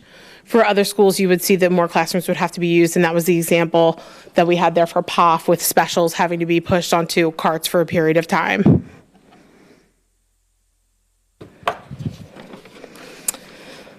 This slide is used to demonstrate whether or not there's room in each of the buildings. So what we have here is a way for you to see that capacity enrollment is tight for 2018 and 19 with little to no room for growth, but it is doable. The numbers do work with the way that it is. And after the renovation and addition, which is the if portion of the option that we're presenting, capacity is increased, and based on the data, enrollment is actually projected to decline.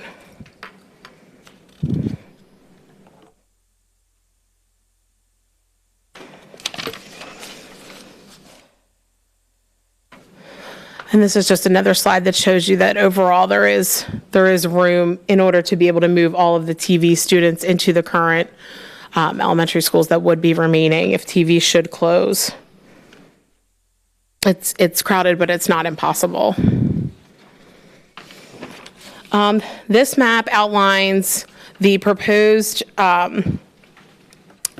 neighborhoods and kind of where they would go to school. So what you'll see here, the black line, the thick black line currently represents the TV boundaries.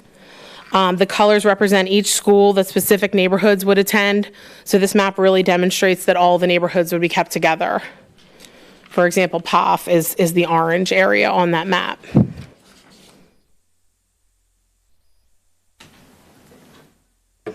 Okay, then the transportation impact.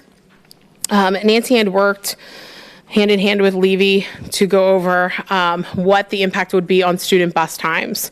So overall in the district, no student would ride the bus any longer than 45 minutes. Some of the students' bus times would increase by somewhere between 20 and 30 minutes. And this would be particular to students that are living in the area of Hickory Drive, and then students who are living kind of on the far end near Cherry Road. This slide also kind of demonstrates that transportation impact. The range would kind of be more refined, as we got closer and were able to look exactly where the students were coming from. But this is an estimate of what their ride times would look like. Additionally, one of the points that the committee wanted to bring up is that there's planned anticipated funding for 2 more buses if it's determined that they're needed. And Steph will kind of outline that. That's part of the budget numbers that you'll see, which that could help to mitigate some of the ride times. Okay, so this slide here outlines current ride times for QCSD students. So you'll see 23% of our students who ride the bus currently have similar or longer ride times to what students would experience if the board chose option A2.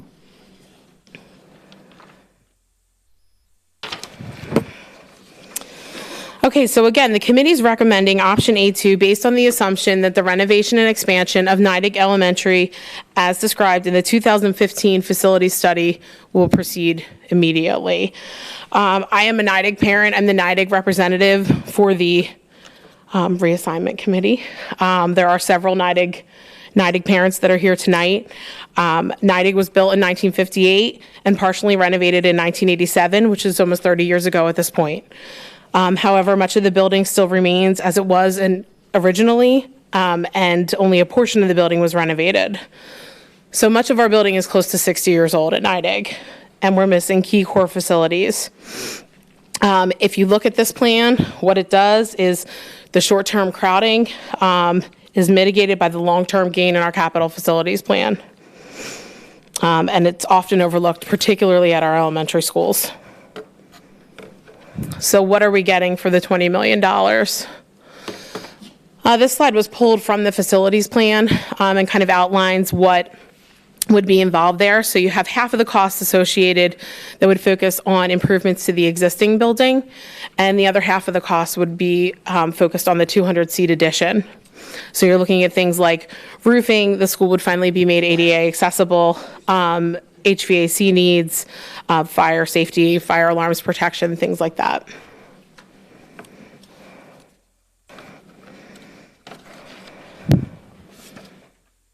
And then I'm going to turn over to Steph.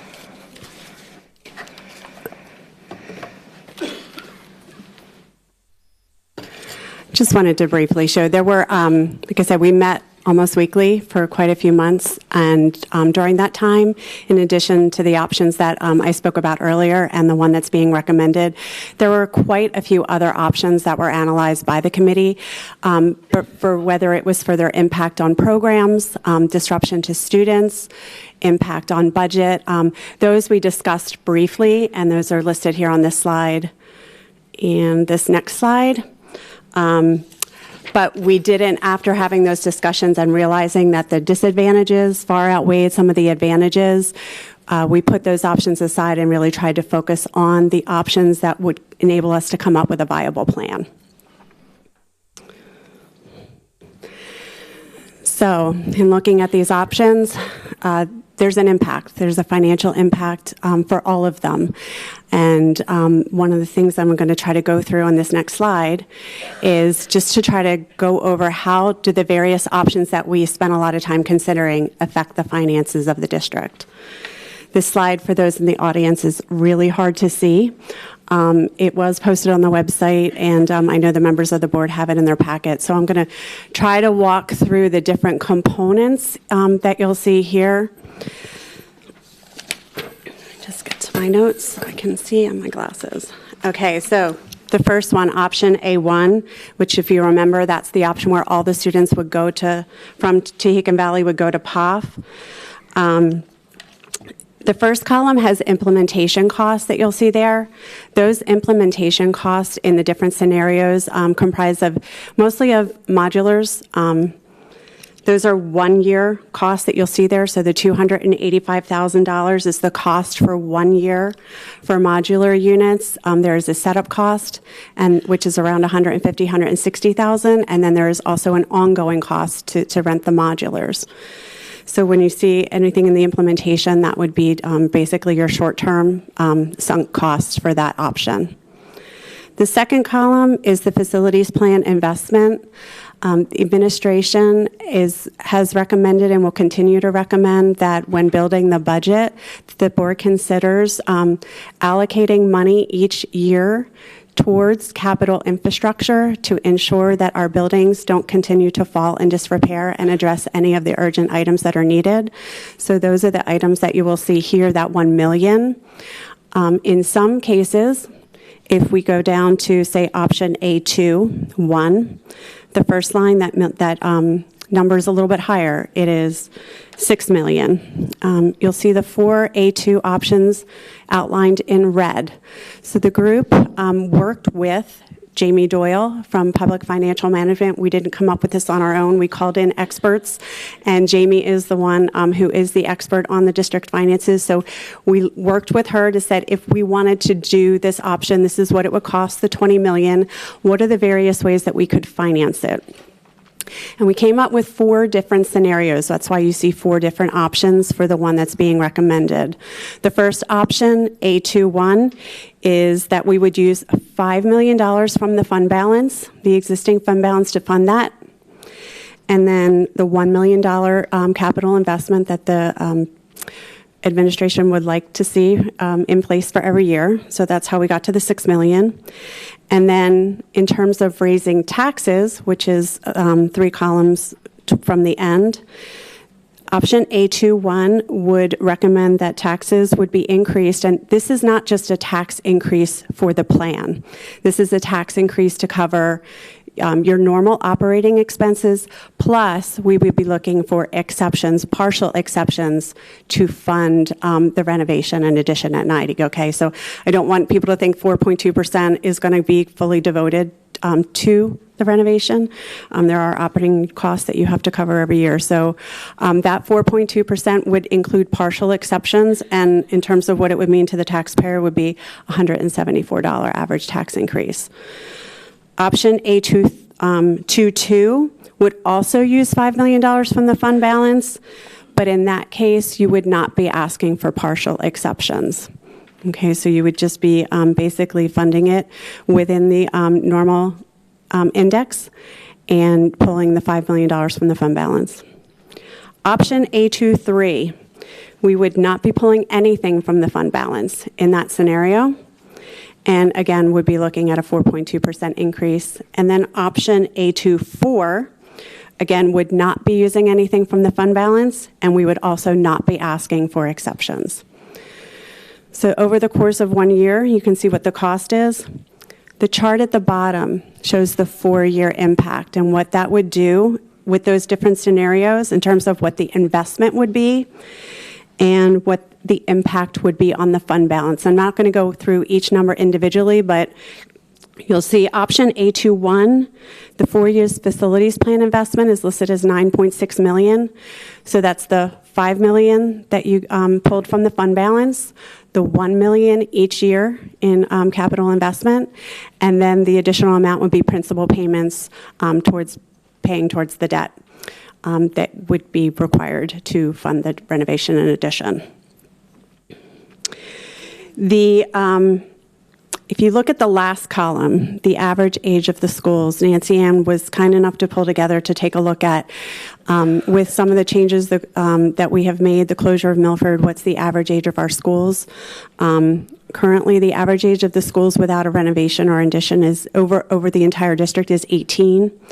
With the implementation of A2, with the renovation and addition, and addressing the needs at NIDIG, that would bring the average age down to 14. I know there's a lot of detail on this chart, and if you have questions, we will take them at the end. Okay. The next slide, again, just gives you an overview of how we are progressing towards the facilities needs that were identified by the Facilities Committee over the course of 10 years. So with the original facilities plan, we had $66 million in facilities needs that would need to be addressed. That was just things to bring our buildings up to where they needed to be. There was no additions included in that. It was really just to address the needs of the various buildings in the district. By closing Milford, we were able to close that gap to bring it down close to $50 million, and that was purely done through cost avoidance. Nothing other than that. And then as you go through, if we went down to where renovating NIDIG would be, if the board would proceed with approving the recommendation with A2 with doing the additions at NIDIG, that would bring those facilities, leftover facilities items down to in the $20 to $30 million range.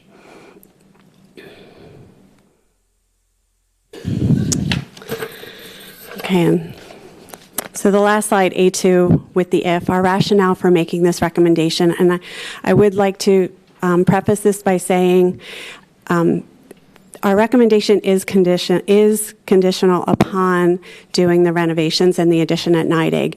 If the board would not proceed with the renovations and addition at NIDIG, we would not be recommending A2 as our option.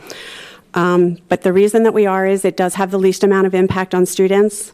There's no temporary cost. Everything that you invest into this project does get invested into our buildings for the long term and addresses the needs that have been identified by the facilities plan. And it gets us back on that track. It also eliminates the need for construction for, we would think, a 5-year period unless there is significant unanticipated growth in the district. So based on what we know today, if we proceed with this, we would not need to finance any additional construction for 5 years. Now it's time for questions, which I know I'm sure you have a few. Anyone? Can you do me a favor and define core facilities for everyone? As in regards to NIDIG. Core facilities would be classrooms, a cafeteria / gym. In some cases, it does not have to be a separate facility, just somewhere to hold all of our classes. So classrooms, special rooms, nurse's office, an office. And again, a core, whether it be a multi-purpose facility or a separate, it depends on the building. I mean, Trum has a separate, they have a separate cafeteria and a separate gym area. Richland, it's all one multi-purpose room. Did you say that it's your impression that after the addition's built, there's going to be a decline in enrollment?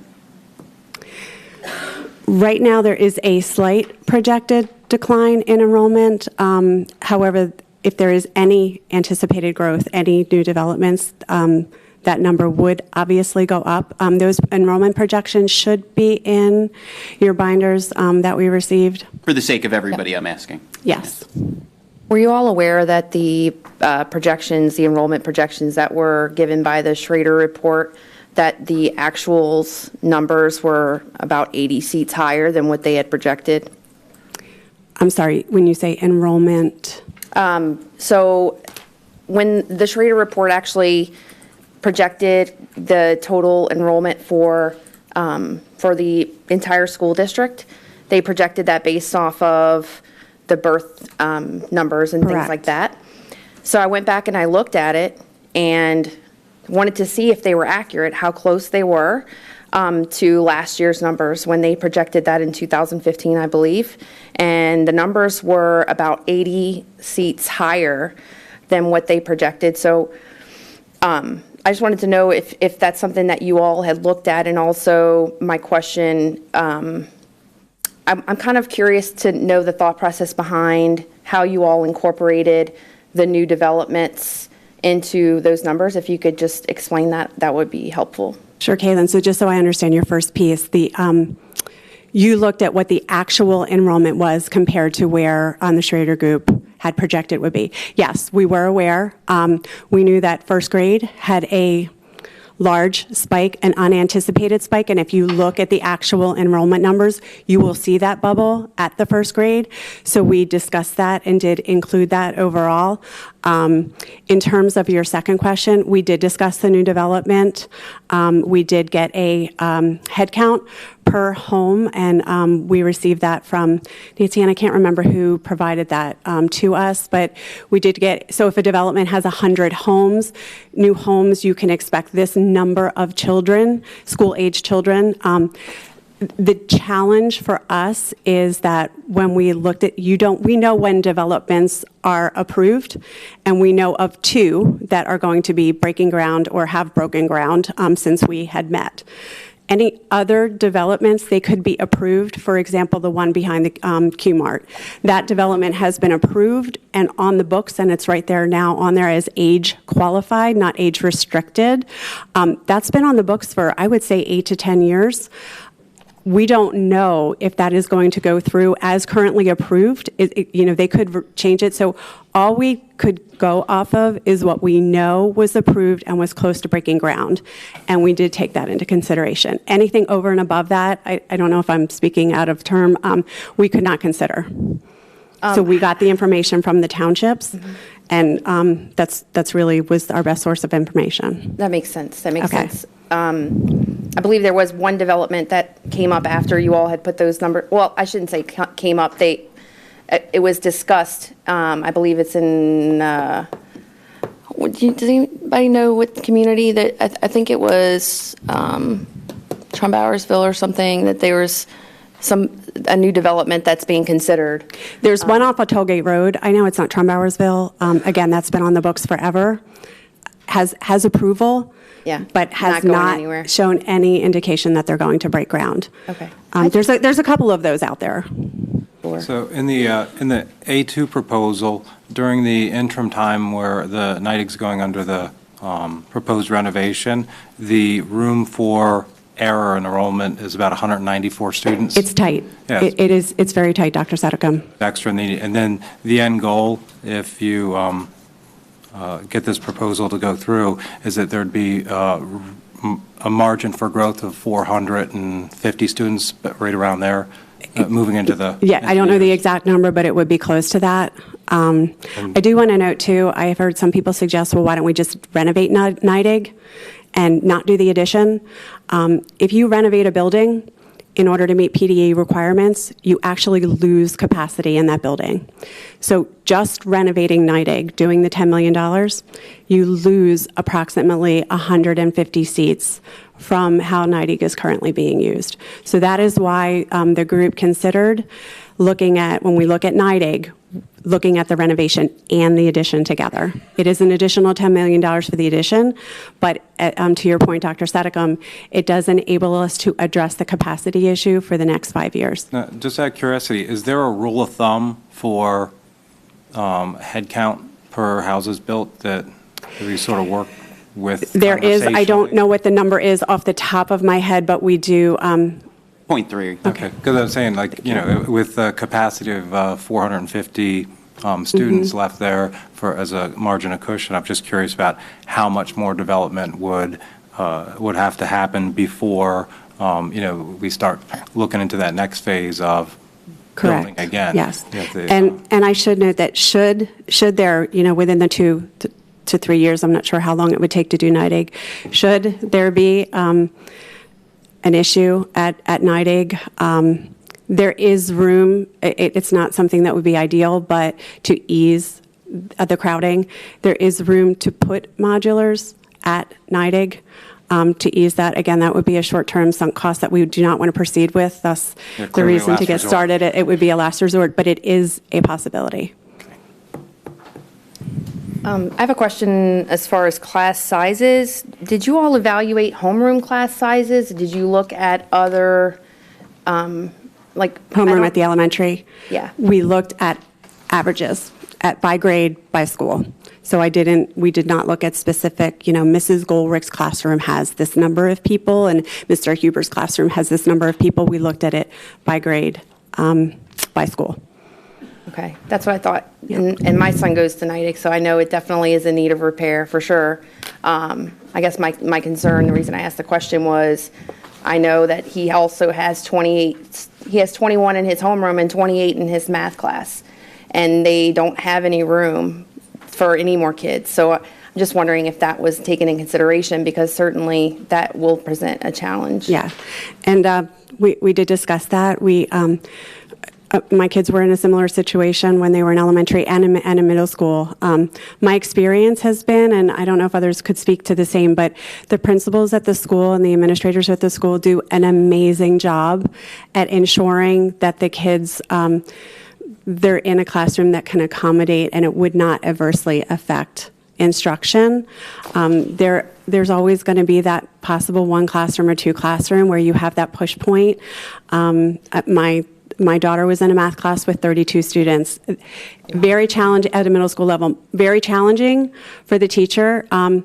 They all made it work and made sure that I didn't see any adverse impact in terms of performance, and she never commented that. But again, that's just been my personal experience. So That's the standard versus plus system. Could you elaborate on that a little bit, Ms. Edwards, about how that happens? Yes, we actually had gotten an email about that, and it kind of mixes apples and oranges when talking about class size. In 3rd, 4th, and 5th grade, we have plus classes for students who qualify. We don't cap those classes, so the size of those classes is determined by however many children in the grade level qualify in a given year. So actually, the larger our elementary buildings become and the more sections they have, the less likely we would have a disparity in class size. There was a parent that had written a question about that that I had answered, and I only answered it this morning. But the example I gave to her is if you have a school and 30% of the children qualify for the plus class in a particular grade level, if that school only has 2 sections, then you have a huge class size disparity because you have 30 in one and 70% in the other. If that building has 3 sections, then it evens out pretty well, because then there's 30% in the plus class and 35% in each of the standard classes. If you have 4 sections in a building, then you have the larger class is plus, but there's 23% of the students in each of the standard classes. So the standard class plus class size issue is not related to, would not be related to anything that was done as a result of the closure at Tehican Valley. It would occur in any case.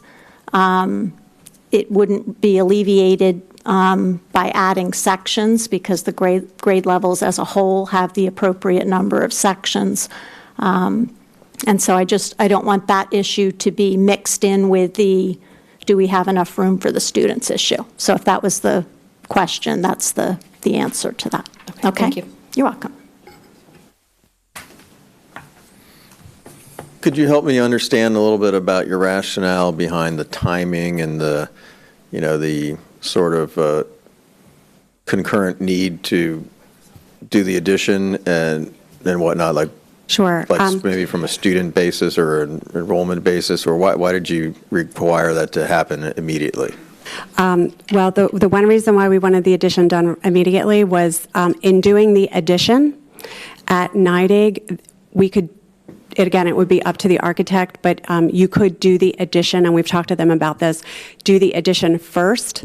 That then creates swing space so that as they are renovating the building, very similar to the approach that the board took with NIDIG, or not NIDIG, Richland. When they did Richland, they did the addition at Richland first, and then they used that space as swing space so that when the other areas of the building were being renovated, those kids in that area or that wing would then move into the swing space as the wing was being renovated. The sooner this happens, the fewer number of months and years that the elementary schools are tight. What is the consensus of this body there that did this with no if? I would with no if, we would recommend option C2 which, if you recall, is to make the sixth grade center a fifth sixth grade center, and that would require modulars, 8 to 10 modulars along 9th Street. Which still has an expense along with it, obviously, of Correct. $250,000. It does, yes. Set up, if I recall. There is a $160,000 setup cost, $120,000 each year, and then there's a takedown cost. So you would, the first year obviously would be your biggest expense, and then every year thereafter, you would have a minimum of $120,000 invested in the modulars. That would be for the 6 modulars. For 8 to 10. 8 to 10. 8 to 10 modulars at the sixth grade center, current sixth grade center. What's that? Yeah, that doesn't address any of the issues identified in the facilities plan. So you're not really making any progress there. I just want to say that the presentation and the work that you guys, gals and guys, have done is amazing. You know, from a workplace environment, it's rare that I see such well-informed, well-spoken, well-researched presentation. So kudos. Thank you. Thank you. Yeah, you all did a really great job. Thank you.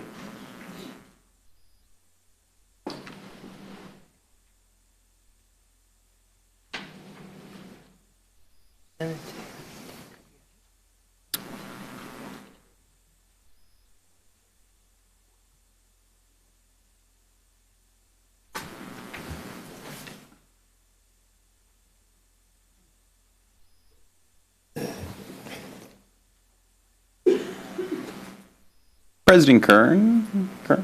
No, President Klein, I apologize. I have a question, and I don't know when exactly procedurally to ask it. Yes. What happens if we don't do anything for at least another year? Okay. What effect does it have on a budget? I think when it comes up for the vote, when we get to that portion of the meeting, there'll be a discussion on that, and then that would be the time to ask that. And who's going to be the person to answer that in this meeting today? As far as... Well, there's going to need to be an answer to the question if anybody is expected to vote. It would probably come from the administration. Thank you.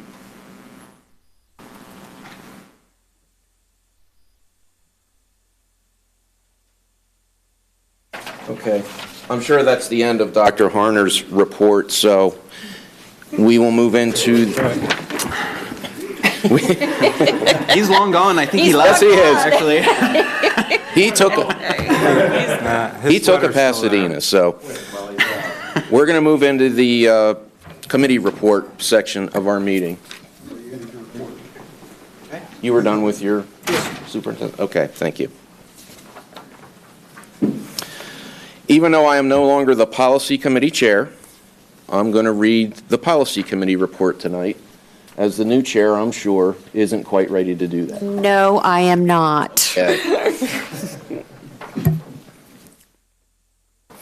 All right, there was no policy committee meeting. However, we do have several policies that are up for review. The following policies have been reviewed by the administration and are presented tonight as the first reading and will be on the January 25 Policy Committee meeting agenda and on the board agenda for second reading and board approval. They are as follows. We are combining the 3 categories, classified professional and administrative employees, into one policies. This is an ongoing process that we're doing to try to streamline a lot of the policies that we have. First policy would be 1023, the use of tobacco. This combines the current policy 323, 423, and 523 to create one policy for all school personnel. The next is policy 1024, personnel folders. This combines 324, 424, 524 to create one policy for all school personnel. Policy number 1042.2, jury duty. This combines 342.2, 442.2, 542.2 to create one policy for all school personnel. Then there's policy 1001, creating a position, combines 301 and 501 to create one policy. The first reading tonight for policy 702.1. We've combined policy number 322, gifts, into 702.1, gifts, grants, donations, and will recommend retiring 322 on January 25. First reading tonight for number 150. This is a new policy, and it is a required policy for schools receiving Title I funds. There are specific guidelines for the use of Title I funds. First reading tonight for 918. 918 Title I parental involvement has been updated to be compliant with the federal program requirements in order to collect our federal funding for Title I, II, III, and IV. This policy requires an annual review and has not been updated since 2006. Second reading and board approval will be on the January Policy Committee agenda and the January 25 board agenda for approval. This will result in the following policies, which we can retire again at the board meeting January 25.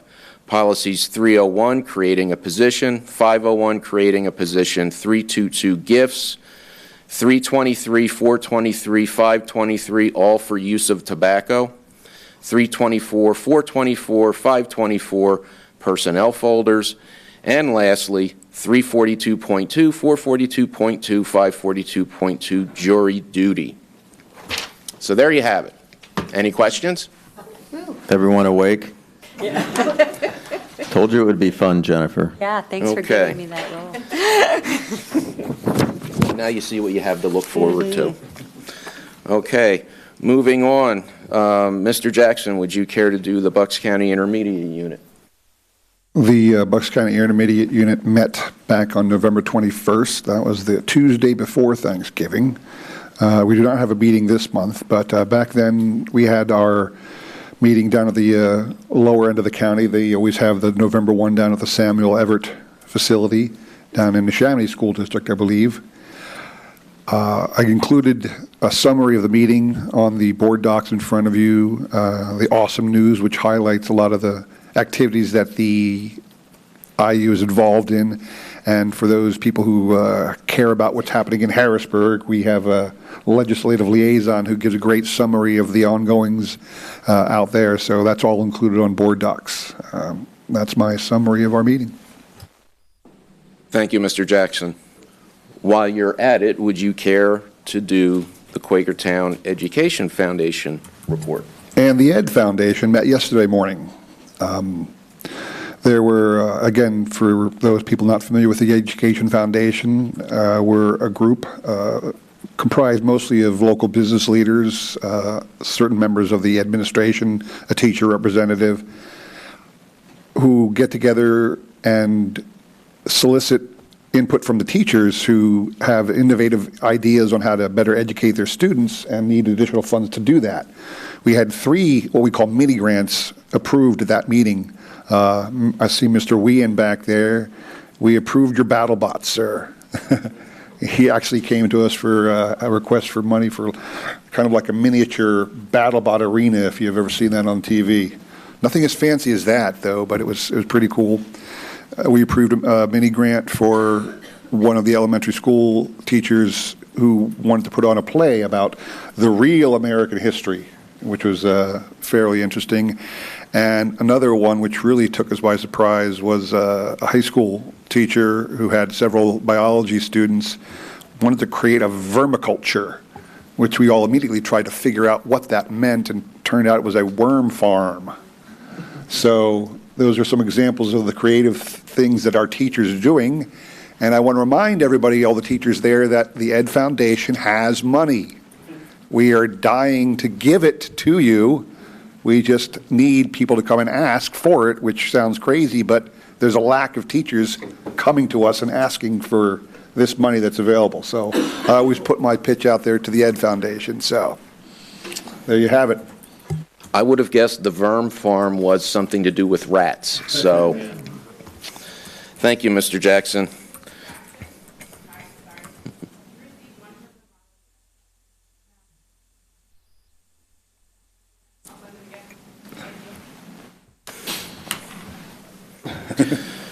Okay, it's now time for the first public comment section of the meeting.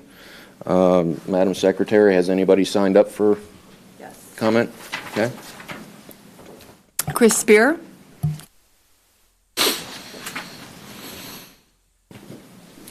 Please state your name and area of residence, although you know the drill. Chris Spear, Milford Township. I'm coming up here to speak publicly tonight to first congratulate the new board members. It was a good, hard fight. And also to congratulate the reassignment committee. I attended just about every meeting I did attend every one except for one. So I stayed up on it and I tried to follow as much as I could.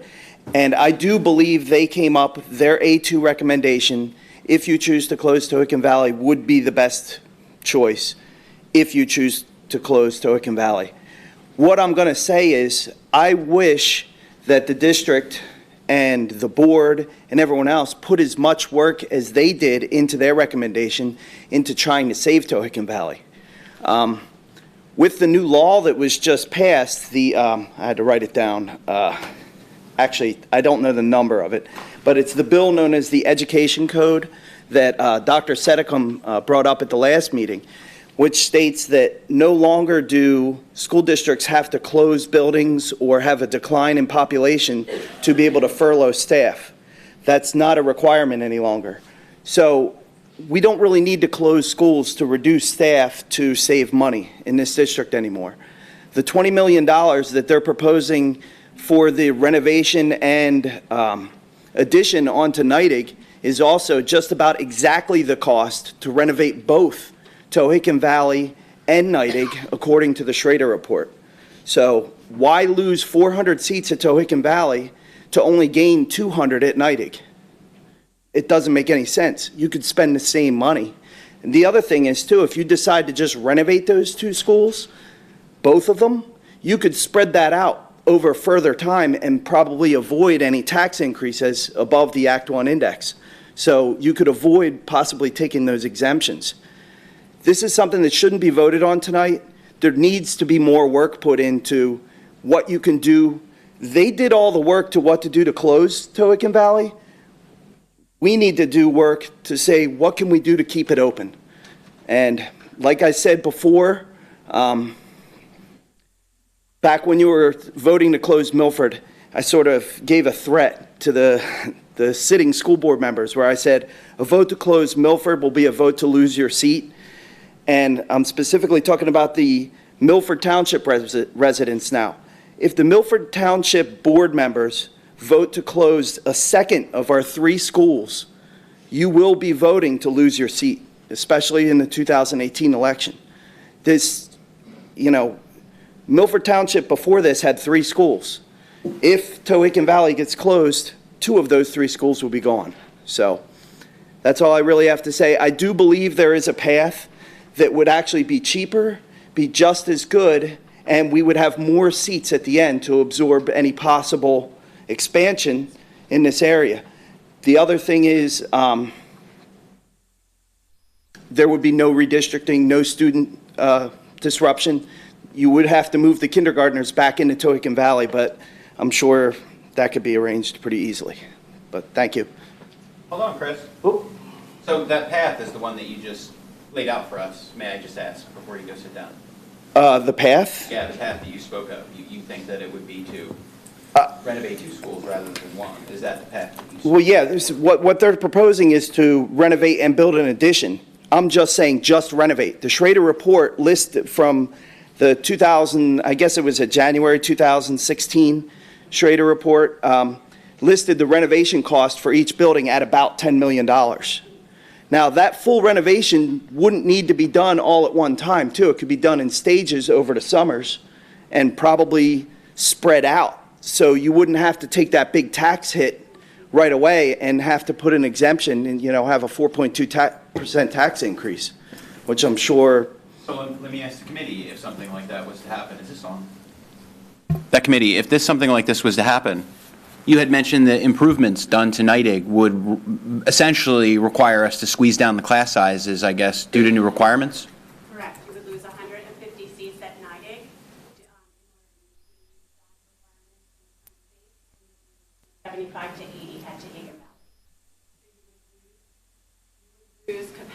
But it's still a net gain over just building an addition onto Nidec. It is a net gain, but it's not.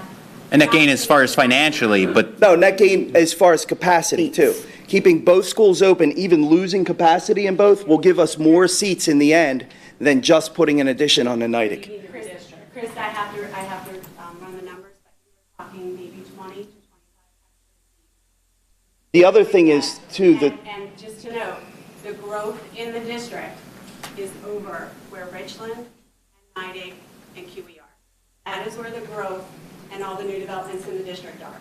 for right now, but you, like you said, there's only 100 houses with 0.3 students going in each one, so it's hardly any growth. In fact, you're banking on it going down. So I'm talking about future growth that you don't even know about, stuff that could very well come from Milford Township.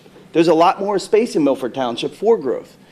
And there's a new hospital being built. Correct, but the zoning in Milford is not as conducive. Now you're really projecting, though. I mean, No, I'm not projecting, I'm telling you what the. you're right. The zoning in Richland Township is easier, but what I'm saying is, you're putting all your eggs in that basket. If you decide to just do Nidec and rebuild, this isn't affecting anything. Plus, you could spread this out and not take that tax hit. You know, you guys could really kiss your 0% tax increase goodbye. That's not ever going to happen if you deal with any of these plans. My plan, their plan, not doing anything plan. With regards to the growth projections, I think they worked with correct me if I'm wrong, a 5-year window with a sort of foreseeable future type of blank in there, but the clock would start ticking at looking at how the growth in the district is and where it's apportioned about 5 years from now. So the thought that all of a sudden neighborhoods will start popping up all over Milford that'll put a demand within that time doesn't seem a particularly practical one right now. I don't think it will either, but here's what I say. I think it's still cheaper to have, say you had a big school, it's cheaper to have an empty room in that big school. You just turn the lights off and don't use that room than it is to have to take all the schools at 100% capacity and then get to the point where you have to build a new $40 million school on West Pumping Station Road. Once you close and lose that property, it's going to be gone. Right. So with regards to the exceptions, anyone who's seen me here for the past couple of years knows how I feel about exceptions. Yeah, I know. And so one of the things that in the number crunching is there are a few other financing options that will get hashed out if it comes to that to avoid those for the optic impact of it. Which the thing is, if you tell the small businesses that our budget here might not be balanced for another year or two to avoid the exceptions, that's politically a little more palatable. For them, as far as with the A2 options, basically the range for our balanced budget from Dr. Harner ends up being between 2020 and 22 in that range with each of the options. And so me personally, I would find it more acceptable to have our budget meet the balance 2 years later without having to take the exceptions, because one of the things that especially the small business owner taxpayers recoil at is when tax rate hikes go up, they don't seem to come back. And so one of the things is to make a net where that never happens. So that's one of the numbers that no matter what is decided will be crunched, and you can bet that I'll be back here protesting anything that would lead to an exception. Yeah. Well, what I would ask you, what I'm really just bringing this all up to ask is to say, give a different option. With the law change now the way it is, it sort of changes the playing field here, that it may be possible now to still meet your budget goals, meet your facilities goals and everything else, and not have to redistrict anybody and not have to lose another property. And I think that should be something that's worth looking into. Dr. Harner's email this week said that you really need to have this decision made tonight to meet your Act 1 preliminary budget goals. You didn't vote to close Milford until August. You got plenty of time to make this decision. This doesn't have to be done tonight. So. Thanks, Chris. Thank you, Mr. Spears. Thanks, Mr. Spears. Others have signed up? No. No? Okay. Would anybody else like to publicly comment at this time? Please state your name and area of residence. Steve Ripper, Haycock Township. Chris, I disagree with you, and I disagree even more with your threat of the Milford people. This is a community school district. There's five municipalities. And for you to threaten the other municipalities by putting board members out, I think is wrong. And I also think that the people from Milford should also notice where's all the complaints about what was going to happen when we closed Milford. I went into the school and there were no complaints. I talked to students, I talked to teachers, and this was right after your transition when you think most things would be going chaotic and wrong.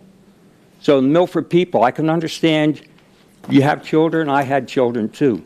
I've been paying taxes in this district for 45 years, longer than some of you people are old. And I sent 2 children through. And you say, oh, we don't have children in this system, so we don't know anything? Excuse me. I think a lot of you younger people should read this book if you haven't read it already. Okay? Check it out. Tom Brokaw, The Greatest Generation. This generation is a generation that put this country on top.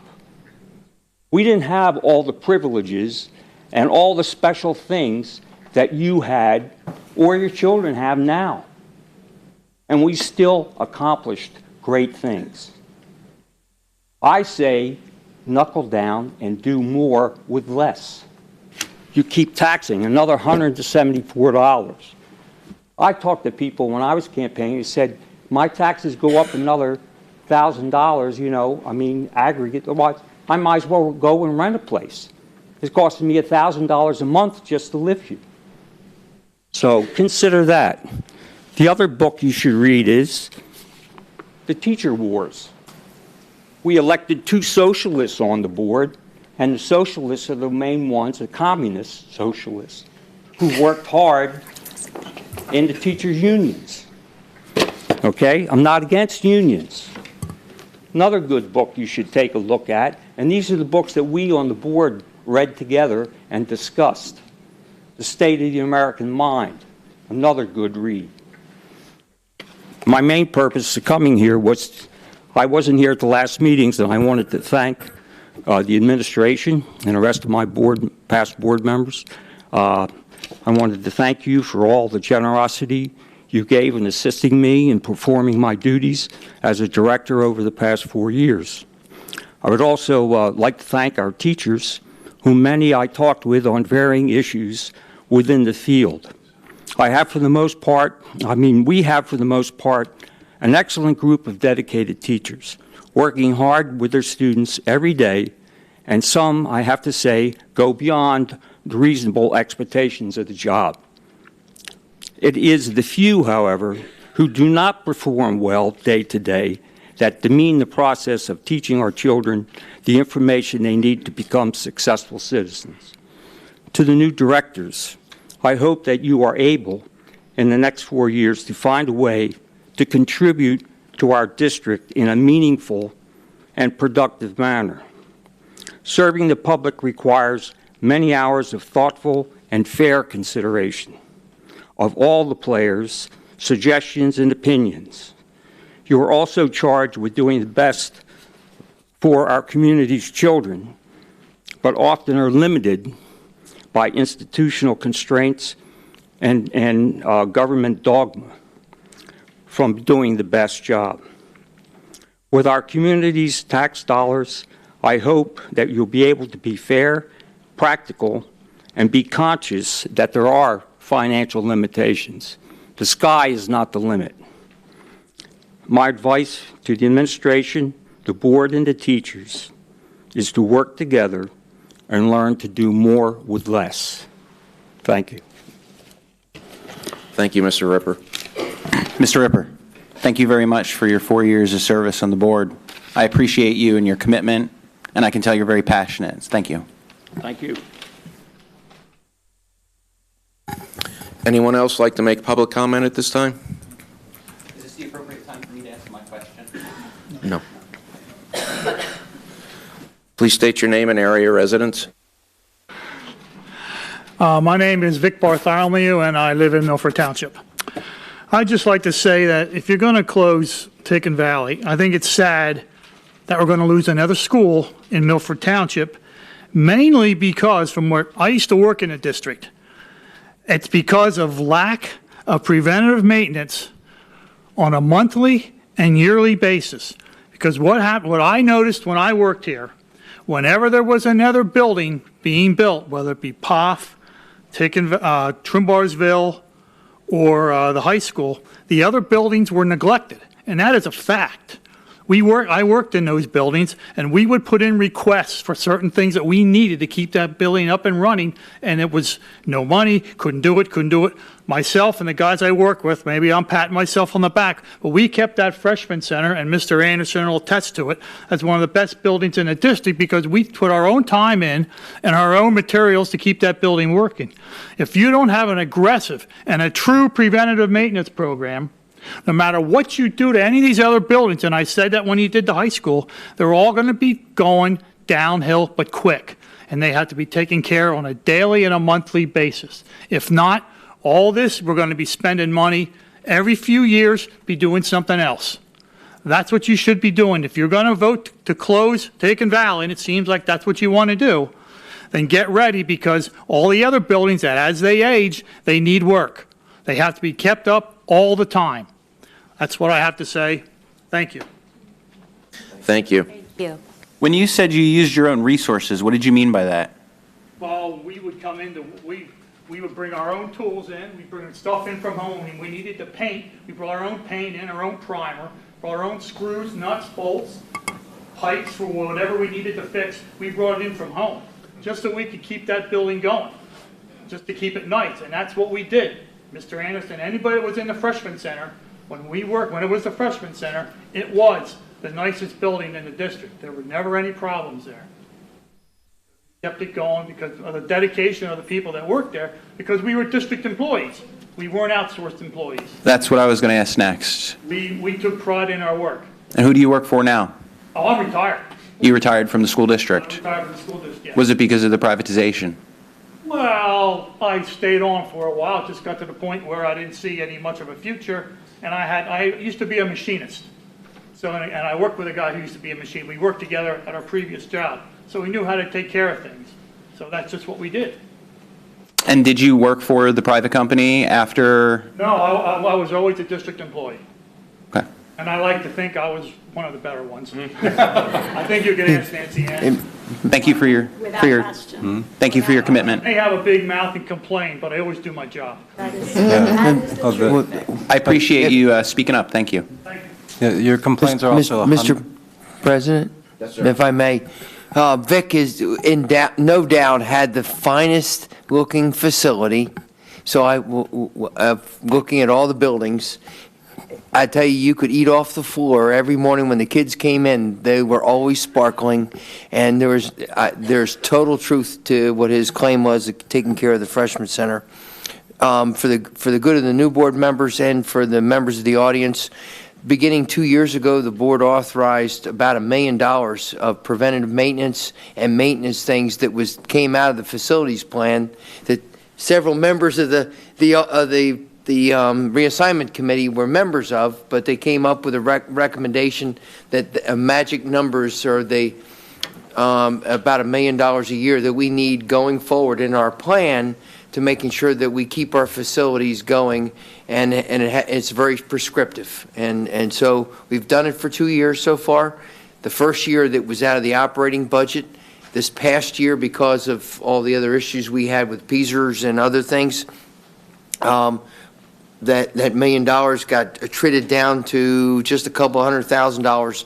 But with money left over from the high school project bond money, the previous board, previous to tonight board, the old board, approved doing projects this next summer with this that made sure that we accomplish 100% of that $1 million worth of projects, which is redoing the freshman center parking lot, doing the bathrooms at Richland Elementary School. So sticking so far 2 years in a row of doing that preventive maintenance work. So it would be fair to say, sir, that preventative maintenance is back on our radar screen? It's more than radar. We have a plan. We just need to make sure going forward it's funded. That it continues to be funded? Yes, sir. Yeah, I was going to jump in there because obviously 100% of Mr. Bartholomew's complaints are valid. I mean, it's how we ended up with that committee report from 2 years ago. And the thing is, when I first got here 2 years ago, if not every meeting, every other meeting, Mr. Bartholomew reminded the board of its shortcoming in the past, fortunately before I got here, in maintaining that that maintenance budget and staying on top of those. And so one of the charges that the administration was given has been to how to prevent that with all the capital going into these renovations moving forward, because this is not a situation that we want to find the district in again.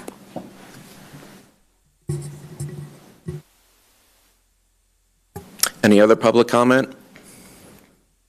Please approach the podium, state your name and area of residence.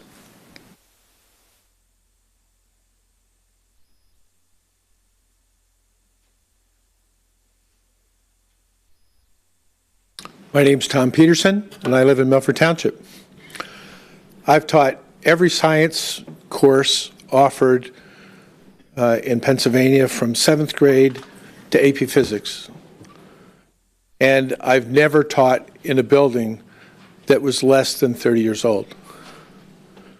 These buildings were maintained, and I support the minor amount of money that it takes to maintain a building rather than to build it to new PDE specs. None of the rooms that I was in would meet PDE specs as a new building. And we made Blue Ribbon School before Central High School. The quality of instruction was not sacrificed by the quality of when the building was built, and some went back into the 20s. I want to let you know as a board that maintaining the buildings is more important than building a new one. I was amazed tonight not to hear one word about what it would take to maintain Tehickan Valley. Until Chris spoke, there was not one number. When Dave asked, what's it cost to keep what we've got?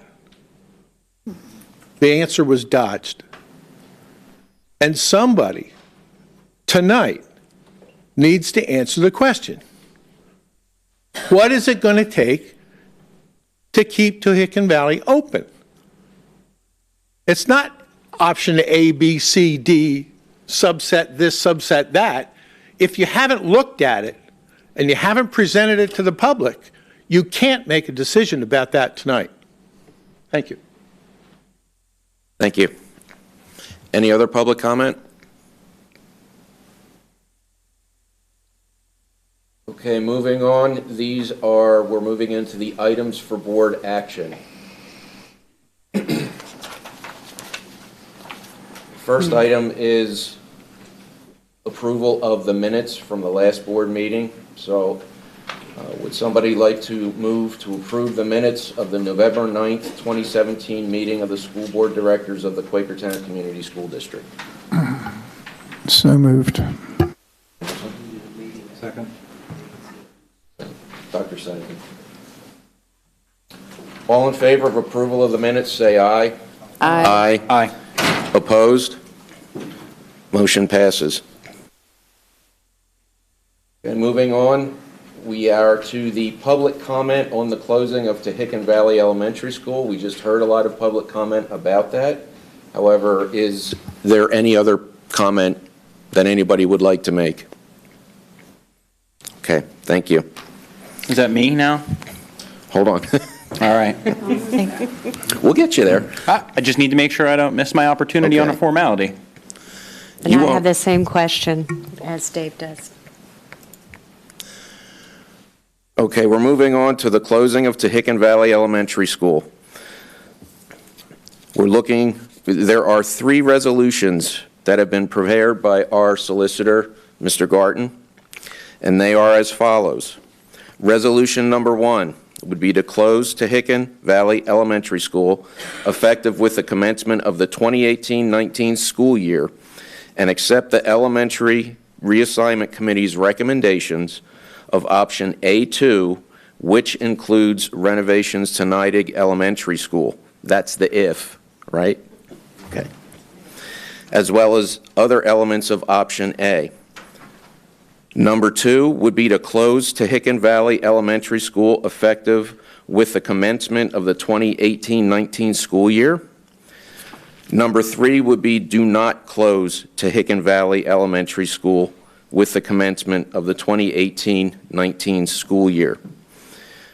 What we're going to do is we're going to ask for motions of resolutions 1, 2, and 3 in the order that they appear on the agenda.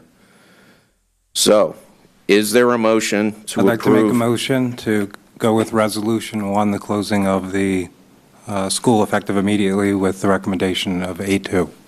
Is there a second? Second. That's Mr. Jackson. And by the way, this will be a roll call vote. So, comments? I'm so sorry. Discussions? Can I motion to table the vote? You can. I'd like to motion to table the vote. I second. Okay. I third. And I want my question Can I answered. speak about that? Can we talk about that right now? Well, you've moved the order to the motion on the table now is to table it. So a discussion would surround your motion to table it, Yeah. not the previous thing. That's what I would like. So my concern, and I feel sort of like this has like been set up on purpose. You know, the fact that on my very first board meeting that I have to make a decision to close a school, I feel is inappropriate. And it's not for lack of studying, it's not for lack of researching, and I have poured over this information. And despite doing that, I still don't feel comfortable in making such a big decision.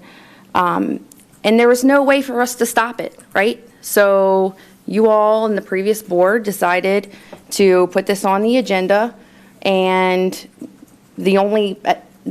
I attempted to contact you all to let you know that I was concerned about this, and there's no way for us to do anything about it except for now we're able to table the vote, or motion to table the vote, I should say. I think one of the, what's really important to our community, and they have made that clear, is that they want us to take our time to go through these type of really big decisions. And I'm not sure that I can say that I'm comfortable with the information that I have to make that type of decision. And I don't know what we gain by making this decision now versus next month, just even a month from now. So I guess that's what my question is, and I pose it to the rest of the board members, is why tonight? What do we gain? I understand that we need preliminary budget, that's understandable, but in the case of Milford, we did that very last minute. So I appreciate us wanting to get in front of this, but I don't feel like it's appropriate for new board members to be expected to make this kind of decision without all the information. Yeah, and I agree with that wholeheartedly. We do not have any numbers on what it would cost to renovate Tehican and keep it open. I thought that the decision to close Milford, I live in Milford, was done very poorly and very quickly. And I think that the public, a lot of people in the public felt that way too. And we really would like some more information. So my question is this: what's the end goal of closing the building for the board members that have been here? It's to reduce operating dollars. Is that correct? Yes. Part of it, right? And how do we? It's part of it. So we plan to do that by reducing redundancies is one of the main things that would be achieved by closing Tahican. You'd be able to have a single administration. I believe that it was about $1.6 million a year. You're going to have to correct me if that's the number annually. Is it 1.7? Oh, there, yeah. It's about 1.7 million and some change annually moving into forwards. That's it's a structural savings that we carry forward. You know, the savings from renovating a building or saving this building, or those are one-time transactional savings. What we're looking at on the Finance Committee, at least we were going into this, was what is going to create a situation where we don't end up behind the ball in the budget every single year.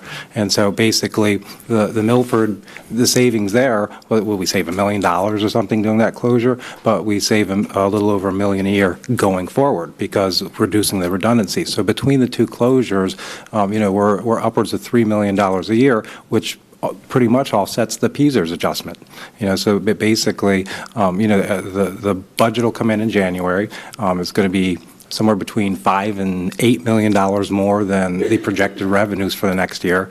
And then in those meetings, there's, you know, crowing and hemming and hawing about what can be cut, you know, while preserving programs. And the direction given by Dr. Harner is certainly, you know, by me and shared by the members of the board, I think universally, is to not cut programs. You know, things that can't go, you know, sports, arts, music, you know, what's the other big one that we sports, arts, music, those are the big ones that are the ones that are on the table, the low fruit, you know. And one of the things that the decisions of the board of the past couple of years has done is to avoid using the low fruit. 2 years ago, the committee came in with the facilities committee study came in, and they were looking for $66 million to get everything up to code and to perpetuity. In addition to that, 4, 5, 6 years down the road, constructing $45 million, which you know is going to be more than that in all reality. But the thing is that we're looking at $110, $115 million expenditures over a decade.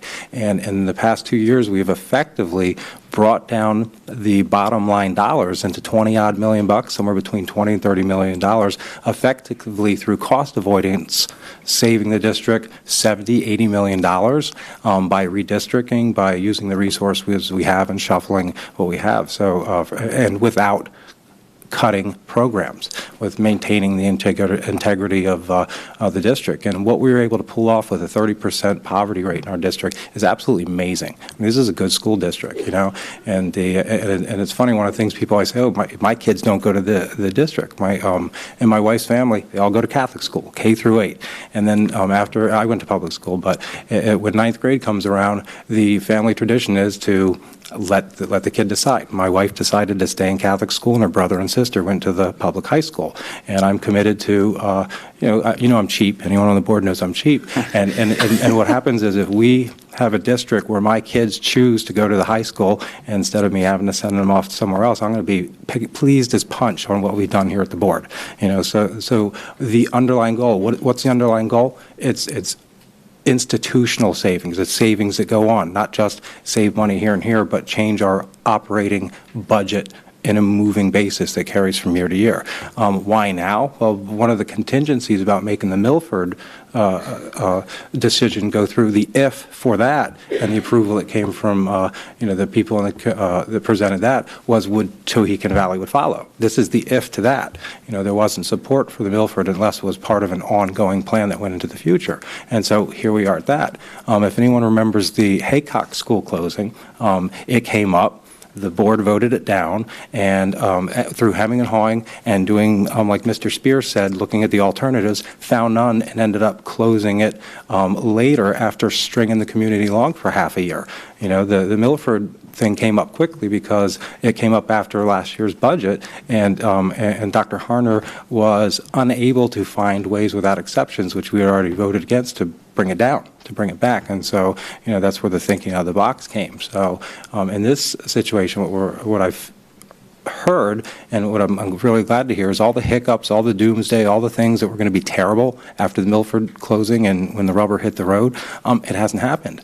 Teachers and students are pleased in the new facility. I hear it constantly. I've heard very little complaint. I heard a lot of it coming up to it, but I really haven't had people, and I see people in my office all day. I see 4,500 people a year, and I do not hear the complaints in the execution of that plan that I heard in the proposition of it. Are you talking to teachers? I'm talking to teachers, students, parents. I had parents yesterday that came in, and they have a 9th and a 10th grader, and the mom told me that the 9th grader is actually having more fun than her 10th grader had. So, there are going to be people who have who have different opinions, obviously, but the overwhelming response has been positive. My question was a leading question because, one of the things as I mulled over the information that was presented was regarding the teacher-student ratios. And taking a short-term increase in that, or allowing a short-term increase for a long-term gain, may be more palatable for some of us than saying that we're comfortable with class sizes at the most vulnerable time in a kid's education, according to the STAR report that you and I were arguing about that one board meeting. What is the board's ultimate goal with getting to that number that's reasonable? I don't think 26 is a reasonable number. And that's what I struggle with this decision. It's not about the building. It's about really, for me, the teacher-student ratio and increasing that. I don't know what the downstream issues with that are. But one of the things that I worry about are kids on both ends of the spectrum not getting the attention or even figured out the attention that they're going to need. And so that's my question. What is the goal of the board? And what is the plan for not tomorrow, but a year from now or 3 years from now or 5 years from now? So let me just commiserate with how difficult it might seem to make this decision. I understand that. Be thankful you're not here voting on a budget. If you think you're overwhelmed now, January, you get a preliminary budget like Dr. Sedicum, it gets even harder to try to make decisions about who gets the pain. Is it we just going to choose my words carefully? Sock it to the taxpayer? Are we going to expand? Because we could say, hey, we should get 20 kids per class. So those kinds of discussions, those kinds of things, we can set agendas, we can set goals as a board for the administration to walk to. But we agreed as a prior board, as Dr. Sedicum said, when faced with last year's budget issues, on a 2-year plan, and this is part of that 2-year plan, and it's about making permanent reductions, not small reductions, permanent reductions that go forward year in and year out. And I'm even concerned what's going to happen this January as we start our budget cycle, because it's a horrible institutional perverted mechanism that we have to play along with that the state mandates. And if you think this is rough, wait till you hit budget season. And It's not that we're not opposed to making difficult decisions if we have all the information. How many people are being furloughed, for instance? What are we doing with the buildings that we have? You all have not identified that. I have no idea where we are to budget as of to date because I have no access to that information. I only have access to past information. So these are really important aspects of making this decision. I'm fine with making a difficult decision. But let's just start with furloughs. How many furloughs are we talking? Where's the 1.7 a year come from? Can I address each of your questions directly? I'm a big fan of answering the direct questions that were asked of me directly in return. And so far, a lot of us have skirted around the direct questions in front of us. A direct question, I don't have all the information. Frankly, I reject that out of hand because the website, the school district website. Does it say how many teachers are being furloughed? And I'm sure you've all been on the school district website. Contains a little tab called Reports, I'm sure you've all been on, which has listed on it every single presentation made to this board since the decision to close Milford, every single news article about the situation, and many other detailed reports about the closure. That includes a presentation from April, let me open it up so I make sure I say it right. Not sure, where is it? I put my glasses off, that's why I can't see anything. April 13th. Okay. Now, your question. We haven't said how many teachers are being furloughed. Also, an incorrect statement because it was clearly stated in that presentation the number was approximately, Nancy Ann, correct me if I'm wrong, 37 was the number kicked around from both halves of over the 2 year cycle. The number was 37. Correct. So a lot of that was actually supposed to be from attrition. But again, whether it's furlough or attrition, those were the number of staffing, that was a staffing level that it was going to be reduced. Mr. Spear said, why can't we just renovate the two schools? Mr. Spear is often critical of our spending in the lump sum. $10 million here and $10 million here to renovate both schools will offset the cost of $20 million to renovate Neidig. Therefore, why don't we do that? However, he incorrectly ignores the fact that we are also gaining cost savings through reduction in staff. We are gaining cost savings through the cost of maintaining those buildings in a number of different ways. That's where the cost savings is there. The question about classroom sizes. Classroom sizes was detailed in the presentation you just received from this committee. Mr. McCucci is correct. We both are ardent believers in the STAR study in Tennessee, which clearly states, and I will say it for the record, 15 students per classroom is ideal in kindergarten. Wouldn't that be a wonderful thing we could do?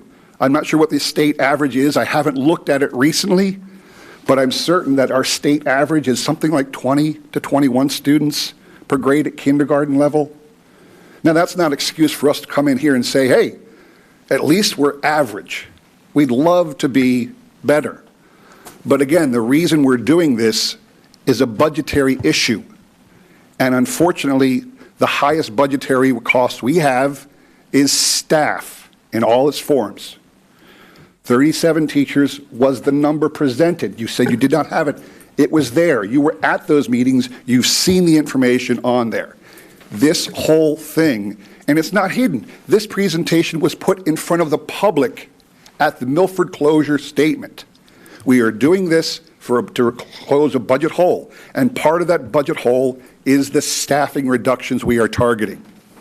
There's a lot of other expenses that were also listed in there. If you say you didn't see it, it's because you didn't look. They're there. You can let me know when it's my turn. I ask you to please look. I've addressed every single direct question, I hope with a direct answer. You may disagree with me, but I believe those to be the facts as presented. Have at it. Yeah, disagreements are fine. I think I welcome disagreements. We don't all have to think the same. You say that there are 37 that would be eliminated between, now and 2 years from now. Well, I think it's important to know how many do we anticipate from retirement and how many do we anticipate furloughs. I think that's important. For instance, what are we doing with the buildings? What are we planning on doing? Ms. Edwards, would you address that, please? Oh, sure. Yes. All of the positions that were eliminated in year one were accomplished through attrition. There's 15, right? So there were, no, I think it was more than that. But they all were accomplished through attrition without furloughs. The estimates that are in the presentation that Mr. Jackson is referencing is 15 FTEs of professional staff, which includes one administrative position and an estimated 14 FTEs in teachers, as well as a small number of support staff. That's the number that makes up the annual personnel cost savings. At this point in the year, we have no idea how many of those will actually need to be furloughs and how many may come through retirements.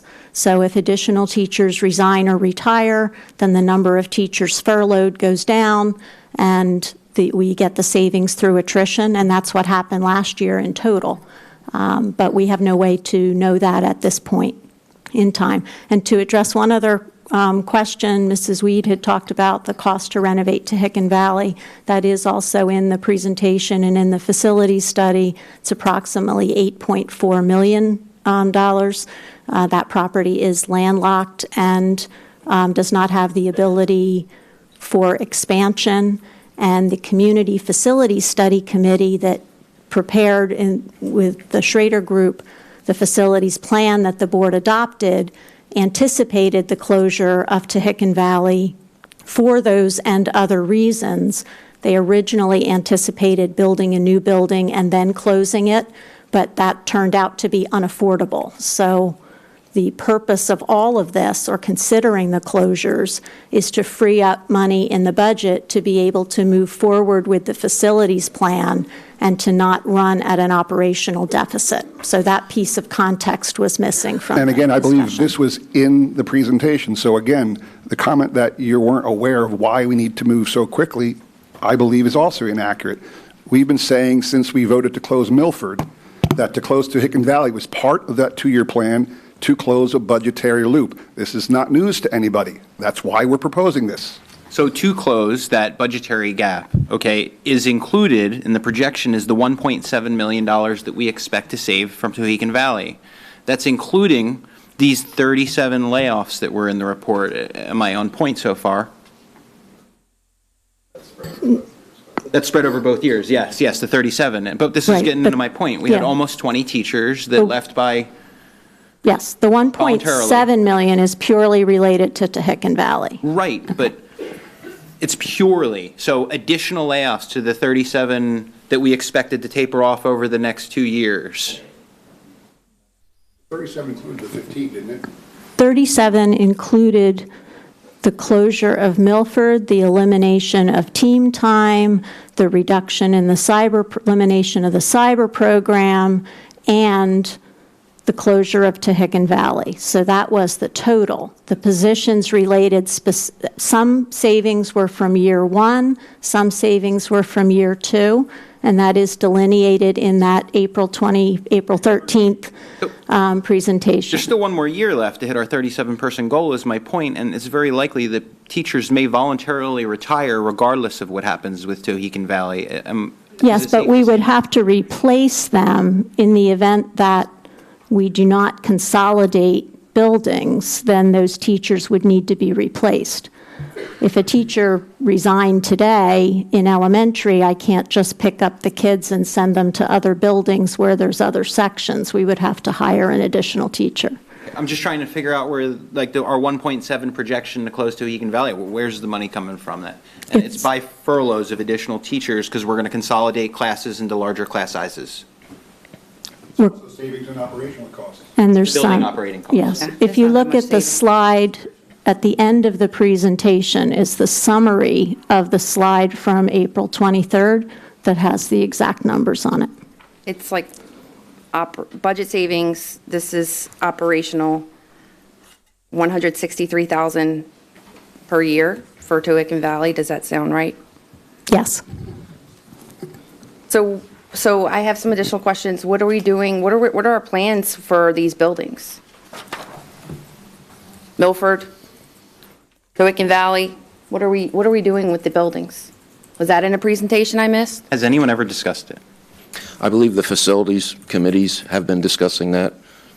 Is that correct? That sir? is not correct. Ever since the board made the decision to close Milford, that has not been one discussion in the facilities meeting about what to do with Milford, and there hasn't been a discussion about closing what to do with Tehican Valley. Worked in our numbers. I believe numbers is if we sold the property, what the value would be, the approximate value. That's been in previous presentations. So a savings there. So it was intentional on my part as an administrator to recommend to the board or to leave it off the board's agenda until we just were here into the new year. So the savings would be if we sold it, with an empty facility, and as I talked, I believe Ms. Mitchell in a previous conversation, what needs to be done with the two facilities. Standalone facilities like that, currently, we can do whatever we need to do. Before the state legislature right now is a consideration for Act 97, which is a charter school reform. If they are empty, they would be open. If that passes in June or so, then it would be a possibility that they would get first right of refusal on those facilities. So that's about the only other information that the board would need to know, the community would need to know. Okay. So in essence, the thought was we would sell the properties, but that hasn't been decided yet. There has been no discussion since the Milford decision in July. And that discussion needs to be? That's a board level discussion. Board level discussion. Okay. Yes, sir. Very good. Thank you. And to your comment about, so the right of refusal, can you explain that a little bit more, what that could mean for us? Yes, ma'am. What that could mean is having an empty facility, that we have not sold, and we've had expressed interest in purchasing the property, interest in the land by developers for housing. We've had interest from the township. We've had interest from others, developers, out-of-state people. If the Act 97 does pass, and a charter school, if they were interested in it, they would have the ability to come in and purchase it and then set up shop if they would want to. And having right of first refusal means that anybody else that would have interest in that, either for development or any other purpose, would come after a charter school makes the decision. If you're making a decision about that, closing to Hidden Valley or doing something with Milford, once that becomes a public knowledge, you're out there going to sell it, then they would get that right. Well, that would make it something you'd want to move on pretty quickly. Yes, in sir. the new year if it comes. But my intent was to wait a while. I've had community input on. That would be if the facility stayed as is. If we flatten it, would they still? I guess would they wouldn't want to buy it? Well, there's a new movie on that with Matt Damon. Would you care to comment too on what are the effects when a charter school moves into your district? A good question. That's a very good question. Makes everybody's game better. Well, one of the things that. Saying you're in favor of charter schools? Well, one of the things you do is as a superintendent, the way I look at it, the way I in a charter school sets up shop, a bricks and mortar program, not a online program that you put a little compass, your one part of your compass in where the school is, where they're building the school, and you go out with your compass to the other point and go out and draw a circle 10 miles. And a charter school set up there would impact probably 7, 8 districts, maybe 15 districts. That where students would be coming in from, and it would be problematic to their programs, I'm sure. Yeah, one of the besides things our own. One of the things that I've hashed out before with the charter school, we talked quite a bit about the dance school and a couple of the ones up in Lehigh Valley that we sent to. And so basically, I'm not against charter schools, but I'm against them on the finance committee, because unless a charter school has a massive draw from our population, they are disastrous to the small wiggle room that we have. Basically, if a charter school takes 10 or 15 or 20 or 30 students, a couple from a grade here, a couple from a grade there, it's not enough for us to change our capital expenses. So what happens is they take out what we have to work with without us being able to change anything fixed. If a charter school opened up and suck 250 students out, well, we get to make payroll and district changes and get to adjust for that budget because we can reduce our capital. So my opposition to the charter schools is to make us less attractive to be a source of students for them, because I don't want to have to crunch those numbers where we are losing, 150,000 here and 200,000 there that we can't make up for in a reduction of ongoing expenses. So, while the freedom of choice sounds really good on paper, and it's kind of neat to present to a parent, because what parent wouldn't want to hear, oh, just pick the school you want to send your kid to, send us the bill. That sounds great, but on the budget side from here, a couple schools around is much more disastrous into a major charter influx. Mm-hmm. And so if it does come to the fact that we have to dispose of the buildings and that law does go into effect, it would be advantageous to the district to move quickly on having anyone but a charter school be the purchaser of them. Right. Everything I've read on charter schools is spot on to what you just said. Yeah. Nice convoluted laws around. I really, the thing is, it really depends on the area. The charter, when you look at some of the studies, like down in New Orleans when they rebuilt, it's all but 4 schools in the district there are charter schools now, and they rank 5 out of 10 on as a national average. They're a flat average school system, but they are besides themselves because prior to that they were 3. So what happens is they've gone from being a disaster of a school district to being an average one. But in some more affluent neighborhoods, like in Westport, Connecticut, for instance, you basically have a different a modus operandi for the charter school environment, and in those cases, it's a win for.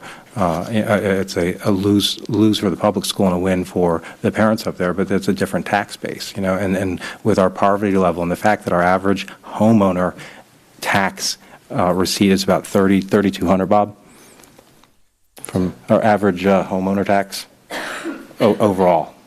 So it's a little over $3,000, and and so each student we lose is a bill for $19,000 that gets paid out. So the in our district, charter schools are not something that are friendly to our budget at all. It's at different districts, or they have different structures. It helps, but so disposing that building, both of those buildings, in an expeditious manner would be advantageous to the district. You mean flattening them? You know what the thing is? Well, the thing is, it's not. They don't have right of first refusal yet. That may or may not happen, but if that does happen, it would be later in the year. I don't know how many charter school, corporations are salivating, saying, "Oh, look, Quakertown might have a building for sale in June," but there is there's no urgency to that, but there is an expediency to that. Whatever decisions that we do make, we need to make them in a timely fashion, especially if they're ones that are going to be inevitable anyway, so that we can know what our budget's going to be with as least confusion as possible going into the future. And that's the main reason why I support the timing of it, because we've worked hard looking at the numbers for these months, and the thing is, what heartens me is when a group of moms and people from the other side of the bench here go into a report and say, unlike with Milford, we think you should close this school, and they say it enthusiastically. That speaks loud to me. And I asked Nancy Ann, are you a proponent of this proposal? I support the committee's recommendation. Yeah, she's been here forever, and if she likes it, it's good enough for me, basically. So that's basically my view on it. I'll just make one more comment. I feel like I don't know how we expect to maintain the same level of excellence, academic excellence, when we are going to have a lot less staff to be able to try and accomplish the same thing that we are accomplishing today.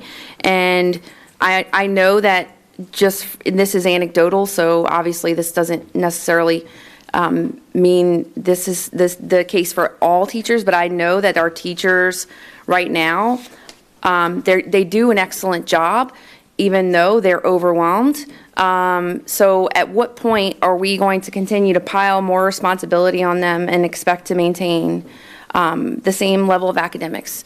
So I've talked to teachers' aides who have told me they have double the amount of learning and support teachers that they report to, double the amount of core teachers that they report to, teachers telling me that the class sizes that are being reported by, I guess the administration only reflect homeroom sizes, so they don't reflect the class sizes that some people are experiencing.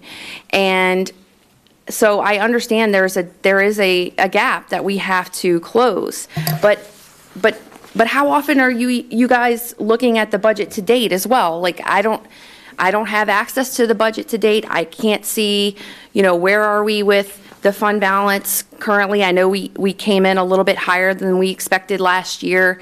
So there's a lot of things I just don't feel like I have enough information on. So, I'm just opposed to us having this decision tonight. Mr. Regal, would you like to speak to the information that's available on the budget throughout the year?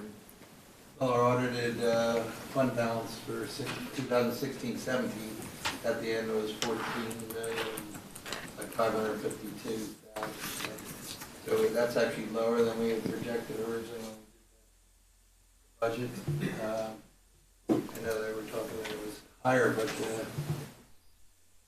that also includes committed pieces for retirement and capital.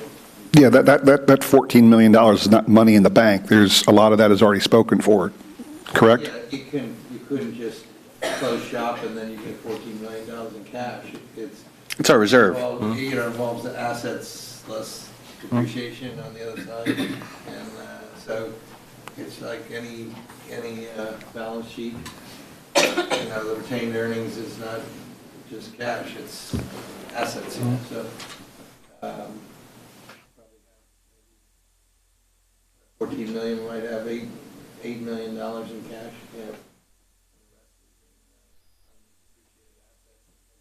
Yeah. What does that mean? What does that The mean? property values? That means things that you purchase. Our computers, our property values, these nice Fully depreciated. Okay, thank you. How often do board members get updates on the budget?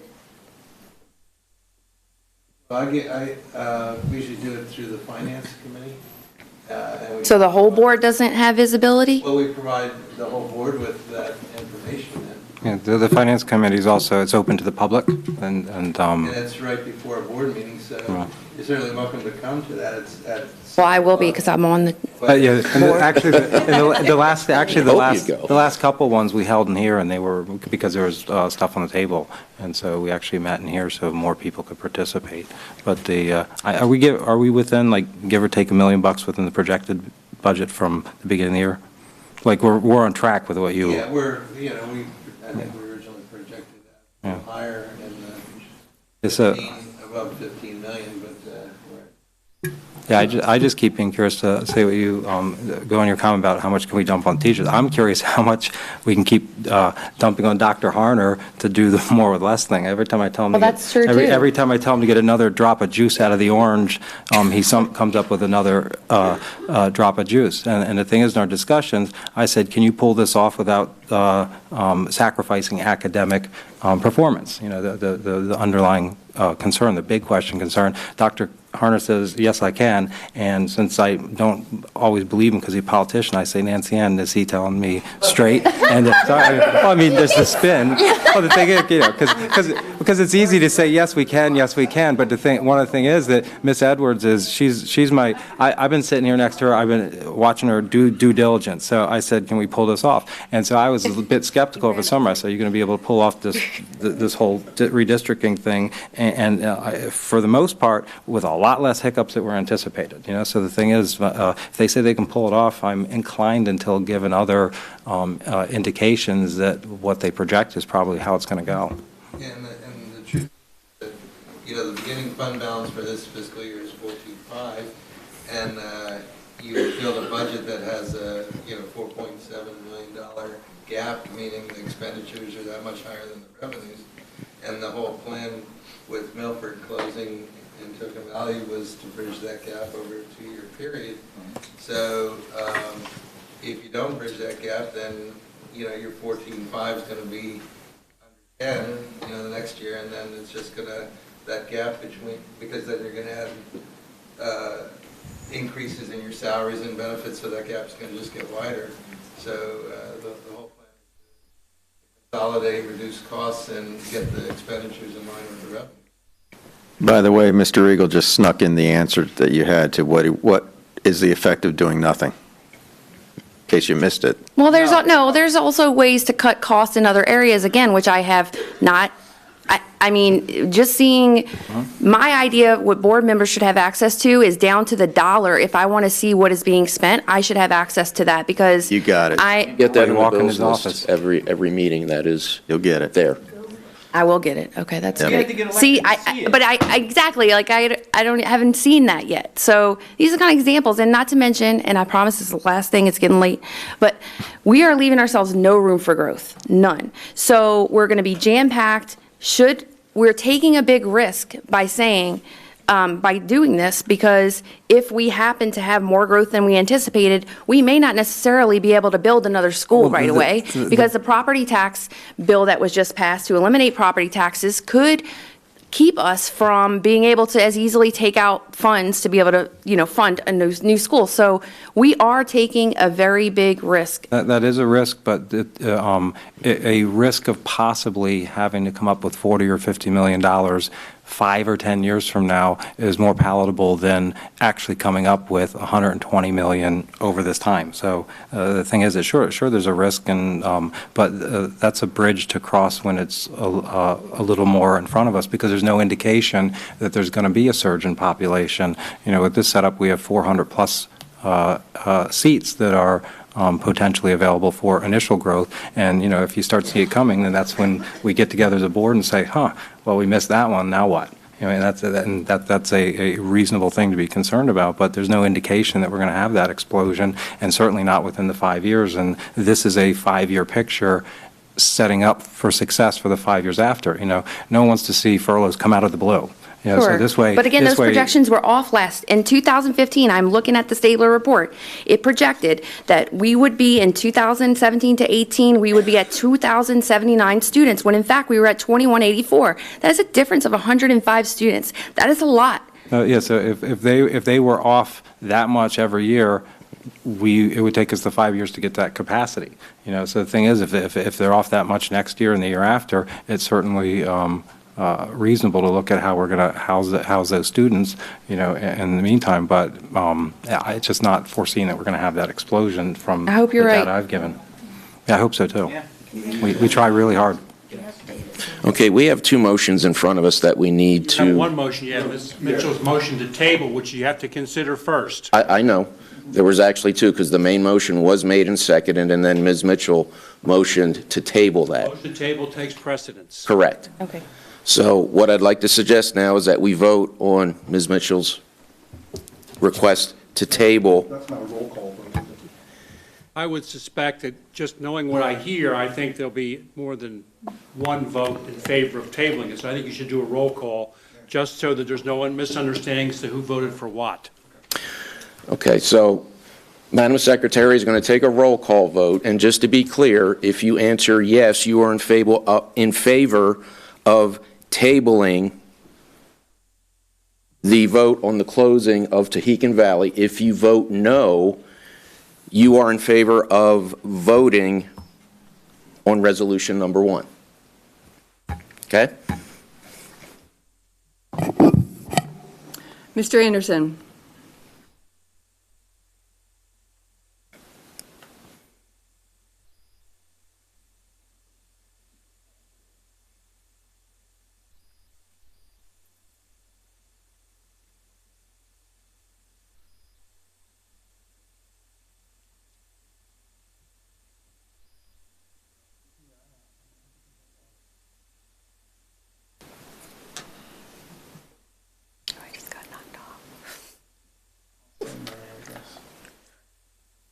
I'm sorry, was that no?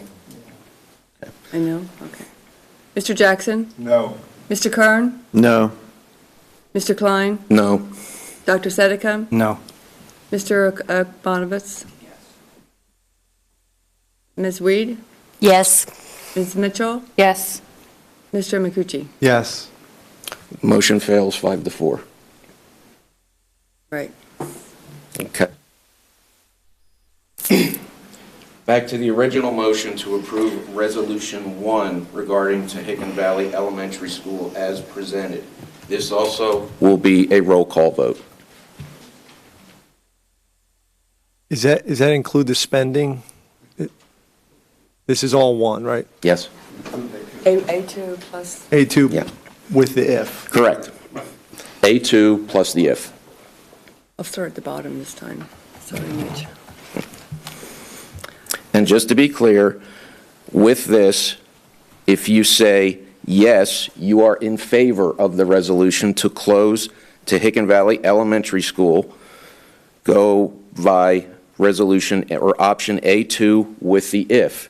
If you say no, you are voting against closing it using A2 with the if.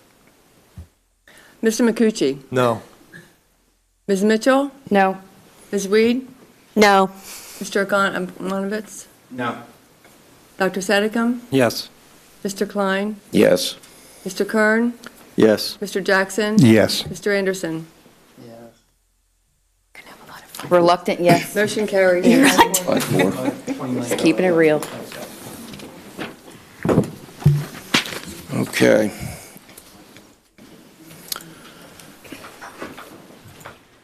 On to public comment on fiscal items presented for a vote tonight. Would anybody like to make comment? Okay, moving on to the fiscal agenda. First item is to approve the November 2017 Boucher and James bills list. Do I have a motion to approve the bills list as presented? So moved. Second? I'll second it. Dr. Sedgwick. Was that you, Mr. Kern? No, it's not. Dr. Sedgwick, okay. Jackson? Mr. Jackson, second. Oh, Mr. Anderson. Mr. Anderson, sorry. second. I'm sorry. Okay. All in favor, say aye. Aye. Opposed? Abstention. One abstention, Mr. Jackson. Motion passes unanimously with one abstention. Okay. Next is a vote on the fiscal agenda item as presented in board docs. Is that correct? But public comment first on Oh. fiscal consent agenda. We already asked for that. So this is the B vote. That was for Boucher and James, we did that. Okay. I'm sorry. Okay, next was public comment on the fiscal consent agenda items presented for a vote. Those are resolution for facsimile signatures, approval of the November 27 bills list, the treasurer's report, approve submission of Plan Con H project financing, approve October 2017 budget transfers, and approve the 2017-2018 bus routes, and a motion to approve a contract. Is this separate? Nope. Okay. It's to approve a contract with Nick Luchko, DJ Services as presented, approve rental agreement and invoice with Backdrops Fantastic, Inc., approve rental agreement with the Costumer, approve lease agreement with Canon Solutions America, Incorporated. Okay. Do I have a motion to approve the fiscal consent agenda as presented? So moved. Mr. Anderson? Is there a second? Second. Mr. Kern got that in there. Okay, got it. All in favor, say aye. Aye. Opposed? Motion passes unanimously. Minor point of order, Mr. President. Yes. Discussion should be offered up prior to the vote. My apologies, I forgot that. Just to, I was going to vote yes, but to Ms. Mitchell's request regarding budgetary information, I'm not sure exactly to what degree she's looking to know exactly how much we spend on a pencil or a sheet of paper or how far it goes, but we do get a monthly treasurer's report and budgetary information on transfers. So, I mean, we are getting budgetary updates. Now that we're elected, thank you. Well, it's on the, well, certainly, but I mean, the public doesn't really know every dollar that's spent in the school district. It's just, yeah. So it's part of the public agenda offerings as well. One of the things I'd like to, as part of the discussion, is thank our representative from Cannon. He's out here in the audience. And Mr. Regal, we've been going back and forth negotiating negotiating in a downward direction, much to the Cannon copiers representative chagrin, but very successfully with a bringing back a savings to the school district for high-quality solutions. So I just want to recognize the good work that went on between Bob and our representative.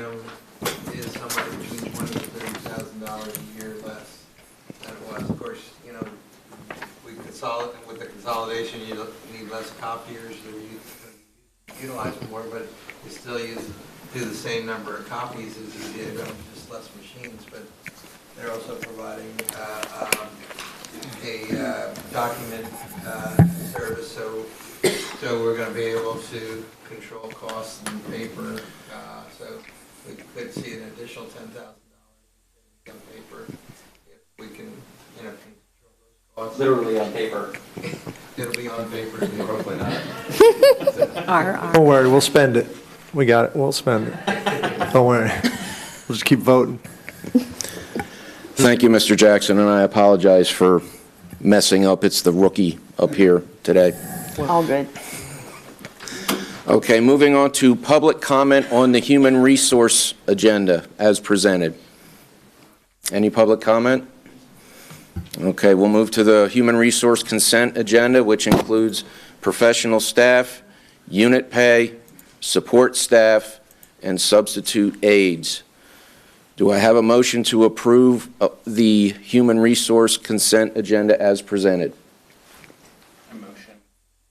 It's Mr. Rachmanowitz. I'll second. Second. Kalen? Kalen Mitchell, second. Okay, any discussion? See, I remembered that time. Stop. No discussion? All in favor say aye. Aye.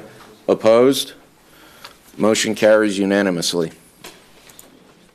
Next is public comment on policy and program items presented for vote tonight. Is there any public comment? Okay, moving to the policy programs consent agenda. Approve the service contract with Pediatric Therapeutic Services and vote on the policy and programs agenda as presented earlier. Do I have a motion to... So moved. Pardon? Discussion. After the motion, then the second is the discussion. Right. That's See, cool. man, I'm See, that's messing cool. up now. That's cool. Dang. Do I have a motion to approve the policy programs consent agenda? Mr. Anderson, second. I'll second. Ms. Mitchell? Discussion. I just wanted to ask, so do the committees come up with the agenda? What's on the agenda for each item? For each committee? Like the policy and program consent agenda? It comes up, you work hand in glove with the proponent that has that, the staff person like Education Committee. It's Dr. Hoffman. Okay. For policy, it's a combination of Alice and Nancy Ann. Okay. For finance, that you'll be a part of, or facilities, it's Kelly Harper and myself. Okay. And finance, it's Zach and myself. So we work through it together, come up with an agreement, put it out there, and then new business can be brought up. Okay, great. Thank you. Like in the policy committee, they're always reviewing policies. Right, I figured. Yep. Yeah. So, okay, thank you. Okay, we have a motion and a second. All in favor? Aye. Aye. Opposed? Motion carries unanimously. Information items. We have PSBA Insurance Trust Travel Insurance for board directors. This is provided for all of the board directors. It's a life insurance policy for when we travel. Next is the board member listing. All of the new board members are on there now. It's been updated to reflect the existing board. The board briefing update, the enrollment report, the suspension report, and a QCEA group grievance response. Any discussion on any of those? Okay, these information items, is there a vote that's going to take place? No, they're just for your edification. Just for, no vote. okay, because like I'm just looking at this grievance response and I'm, Does this get posted to our website, all these things? Or? Pardon? it's in the board docs, if you, yeah. Yeah, it's also out on the website.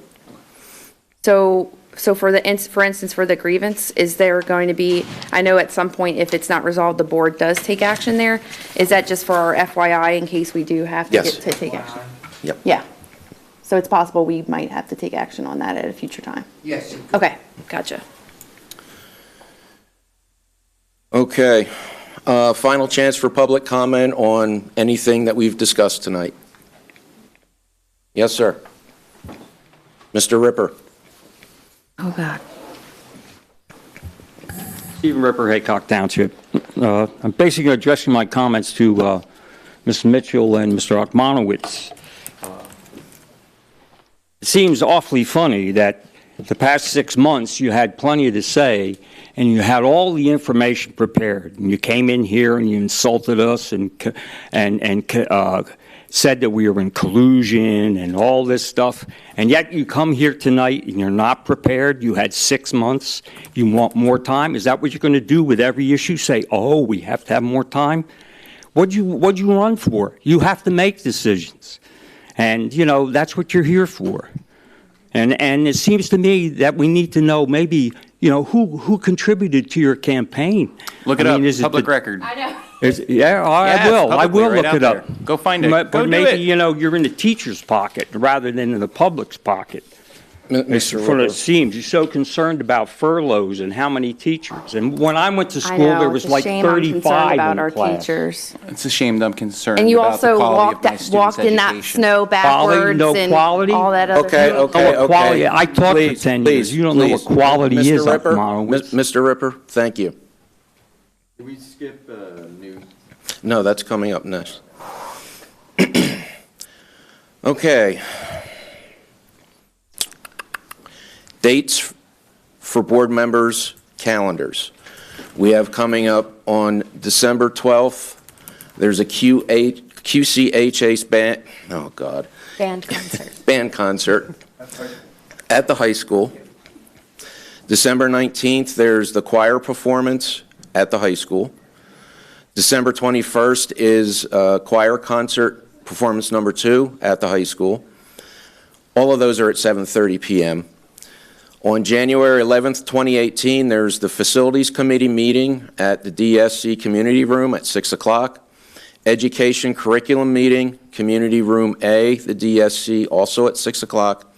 And then the work session regular voting meeting in the Community Room at 7.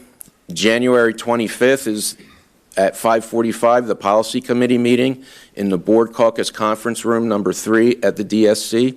6 o'clock is the Finance Committee meeting, Community Room A at the DSC. And at 7 is the regular voting meeting, Community Room at the DSC. I wish to speak up for the middle school. I'm a little upset that only the high school gets highlighted in these events. This Friday and Saturday, the middle school band has its concert. And next Friday, the middle school choir has its concert. Just so you know, because That's good. Thanks for pointing I that have a out. middle That's school good. student in those presentations, and I just wanted everybody to know. Thank you, Mr. Jackson. Can I back up to number 18, board comment, new business? I have a question, Dr. Harner, about, we briefly touched on this, I think Mitch brought it up, but I had mentioned it had to do with kind of surveying our school district employees for. The climate survey? Yeah, I don't want to call it that because it sounds like climate. Employee Right, it's satisfaction raining. survey? What's another word? On this board? Employee satisfaction? Employee There you go, that's satisfaction is good. good. Yeah, That's so good. there's a local company that my company was dealing with. It's called Energage now. It used to be called Workplace Dynamics. I guess they had to come up with a cooler name. So it's Energage. So I'm not sure if we should bring that up in one of our committees or bring it up to you now, or. One of the things that I had recommended to Mr. Anderson, since he was the first one to bring it up publicly, was to have the conversation during our board retreat and talk about your objectives for that, and then we move forward with it, the January retreat, and move forward with the survey then. I'll actually probably know more because we've been engaged with them now for about 6 months and getting kind of pretty, I got a good warm fuzzy about how they operate and helping our company, so I'll have I can make a presentation or something. I like the idea. Okay, thank you. And that brings us to adjournment. May I have a motion to adjourn the meeting? A motion to adjourn the meeting. Yeah, we have an I'll executive second it. session right afterwards that'll take about 5 minutes. Correct. Oh, we got to do group picture. Thank you for, We didn't get a group picture. Motion, Mr. Anderson with the second. okay, thank you. Let's close this up. All in favor, say aye. Aye. Opposed?